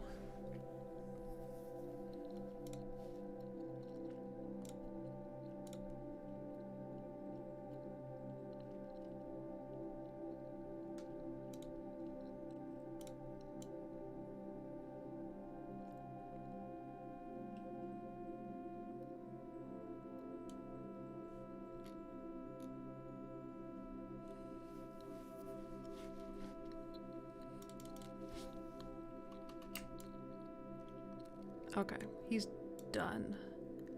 Cool. And just as I hoped, the colors hold up and show his body shape. Awesome. Now, time to do shading. Wah, wah, wah, wah.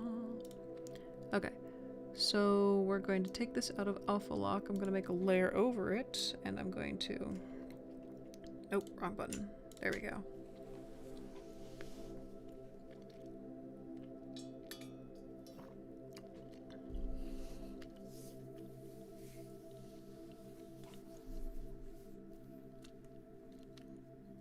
Okay, first things first, I need to give him color perspective.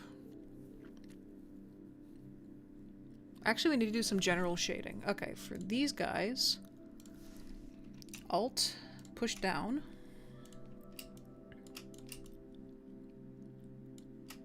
I'm going to need to do some shading on you.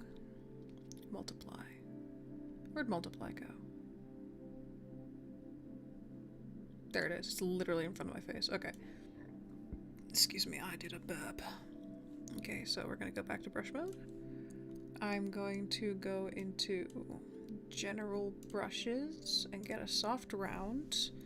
Pop it up very large. Lower the opacity massively. Yeah, it should be this one. Okay, we're just going to add some shadow in here. Maybe a little bit higher than 8%.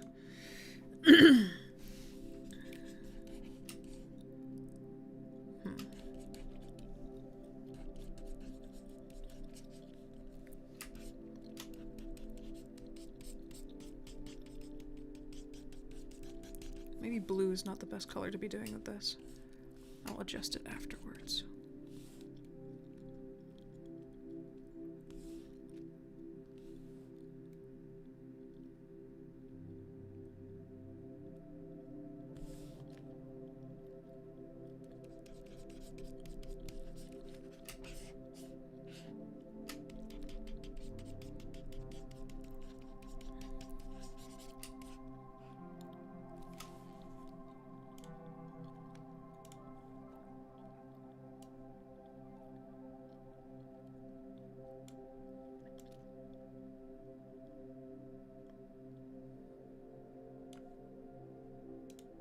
So basically I'm just using more of a tone like this. Okay, let's go down to here. New layer. Alt downwards.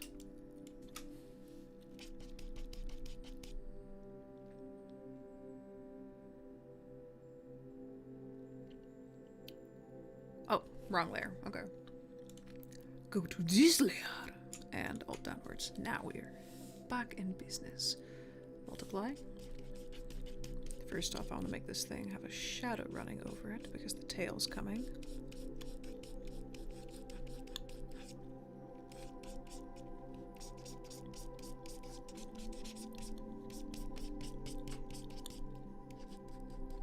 There's a shadow over there.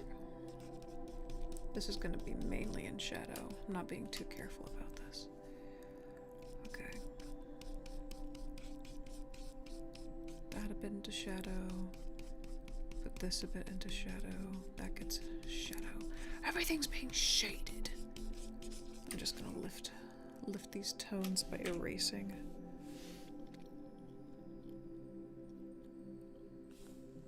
I have a better erase brush than that.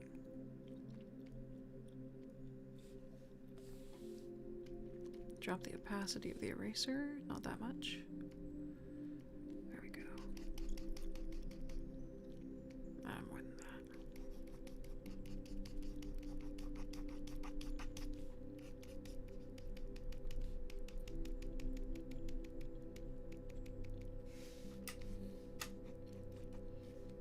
Lighten up the fish.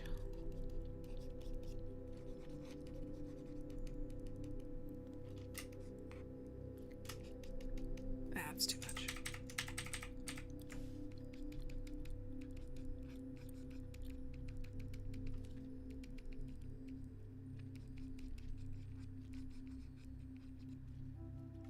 It's too much on that one.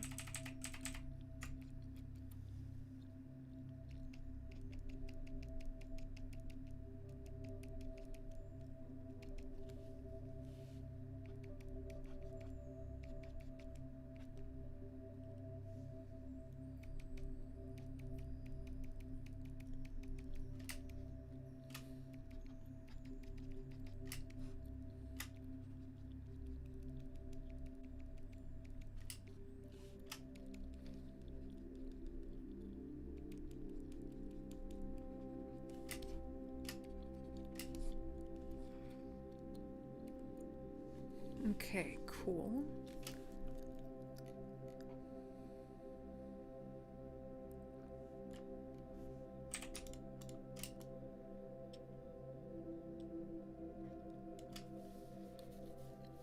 Now he needs a multiply layer.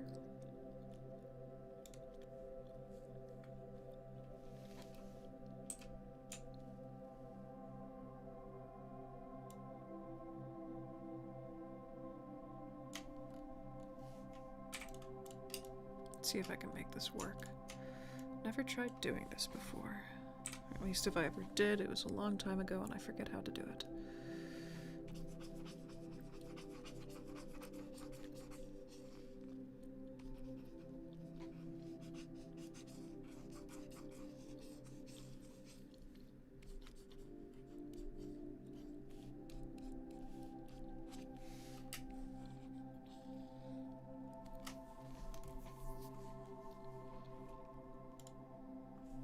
Hey.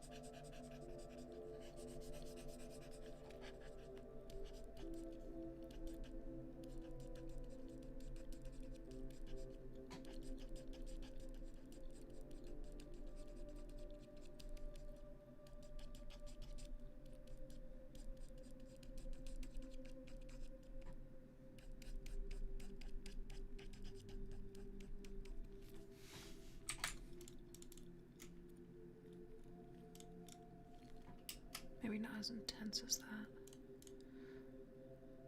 That was not what I meant to do.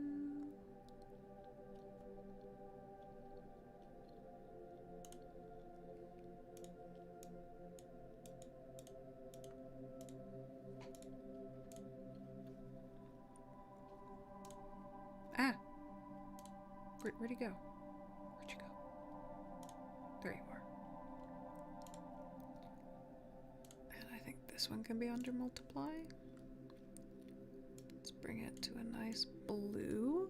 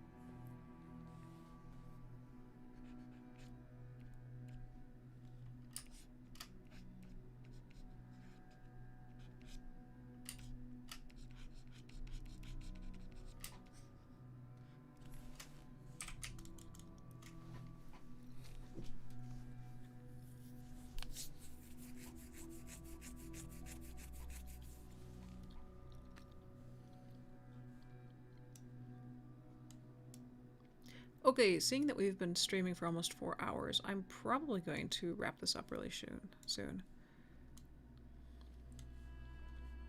I just want to do highlights and maybe a bit of continuity in the image, and that's about it.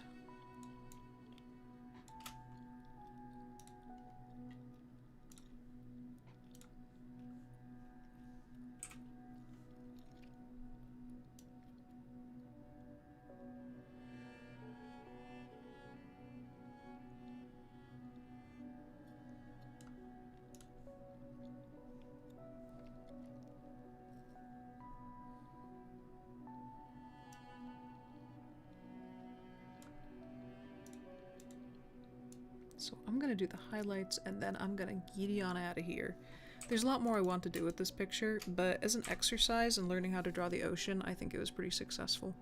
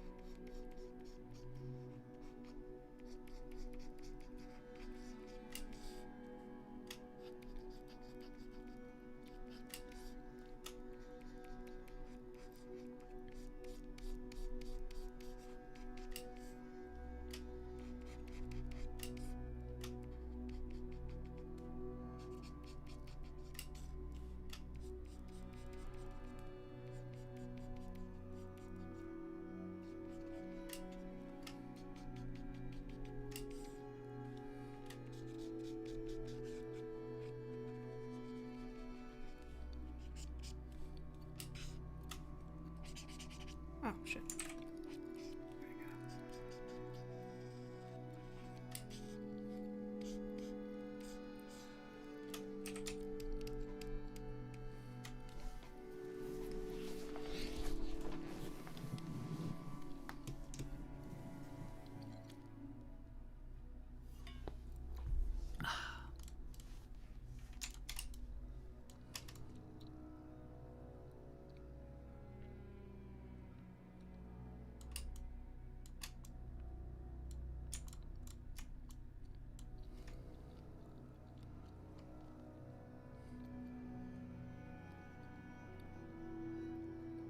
Okay, I think I'm gonna let it sit there for now. I like how it looks. 4 hours, doing this in 4 hours feels pretty good. Okay. I'm unsure if I'm going to be doing this next week. It all depends on what's what and what's happening. Thank you. Wait. Ooh. I wanted to make that gradually fade out and it was just like honk and it stopped. Yeah. This was really fun to do. I've not done this in a long time. And I think for 4 hours it's pretty good. There were some things I could have done faster. And I'm really glad I used stock imagery. They're definitely, I'm looking at it like, you know, tightening up the shadows, and I spent so much time doing the coloring and then so little time doing the actual shading, but it feels like it belongs in the environment, which is what I'm happy with. So thank you guys for watching. No guarantees that this will be like a weekly thing like it used to be. Might be like 2 times a month, or whenever I have free time, because I do have a job and stuff to do. But yeah, thank you for joining, anybody who's watching right now or watched after this was published. I hope seeing my drawing process was able to help you learn, since I was using a bunch of different techniques in this. And I will talk to you guys later. Oof, it is late for me. It is 11:09. I need to go to bed. I need to take a shower. I need to clean the litter box. Yeah, I'm going.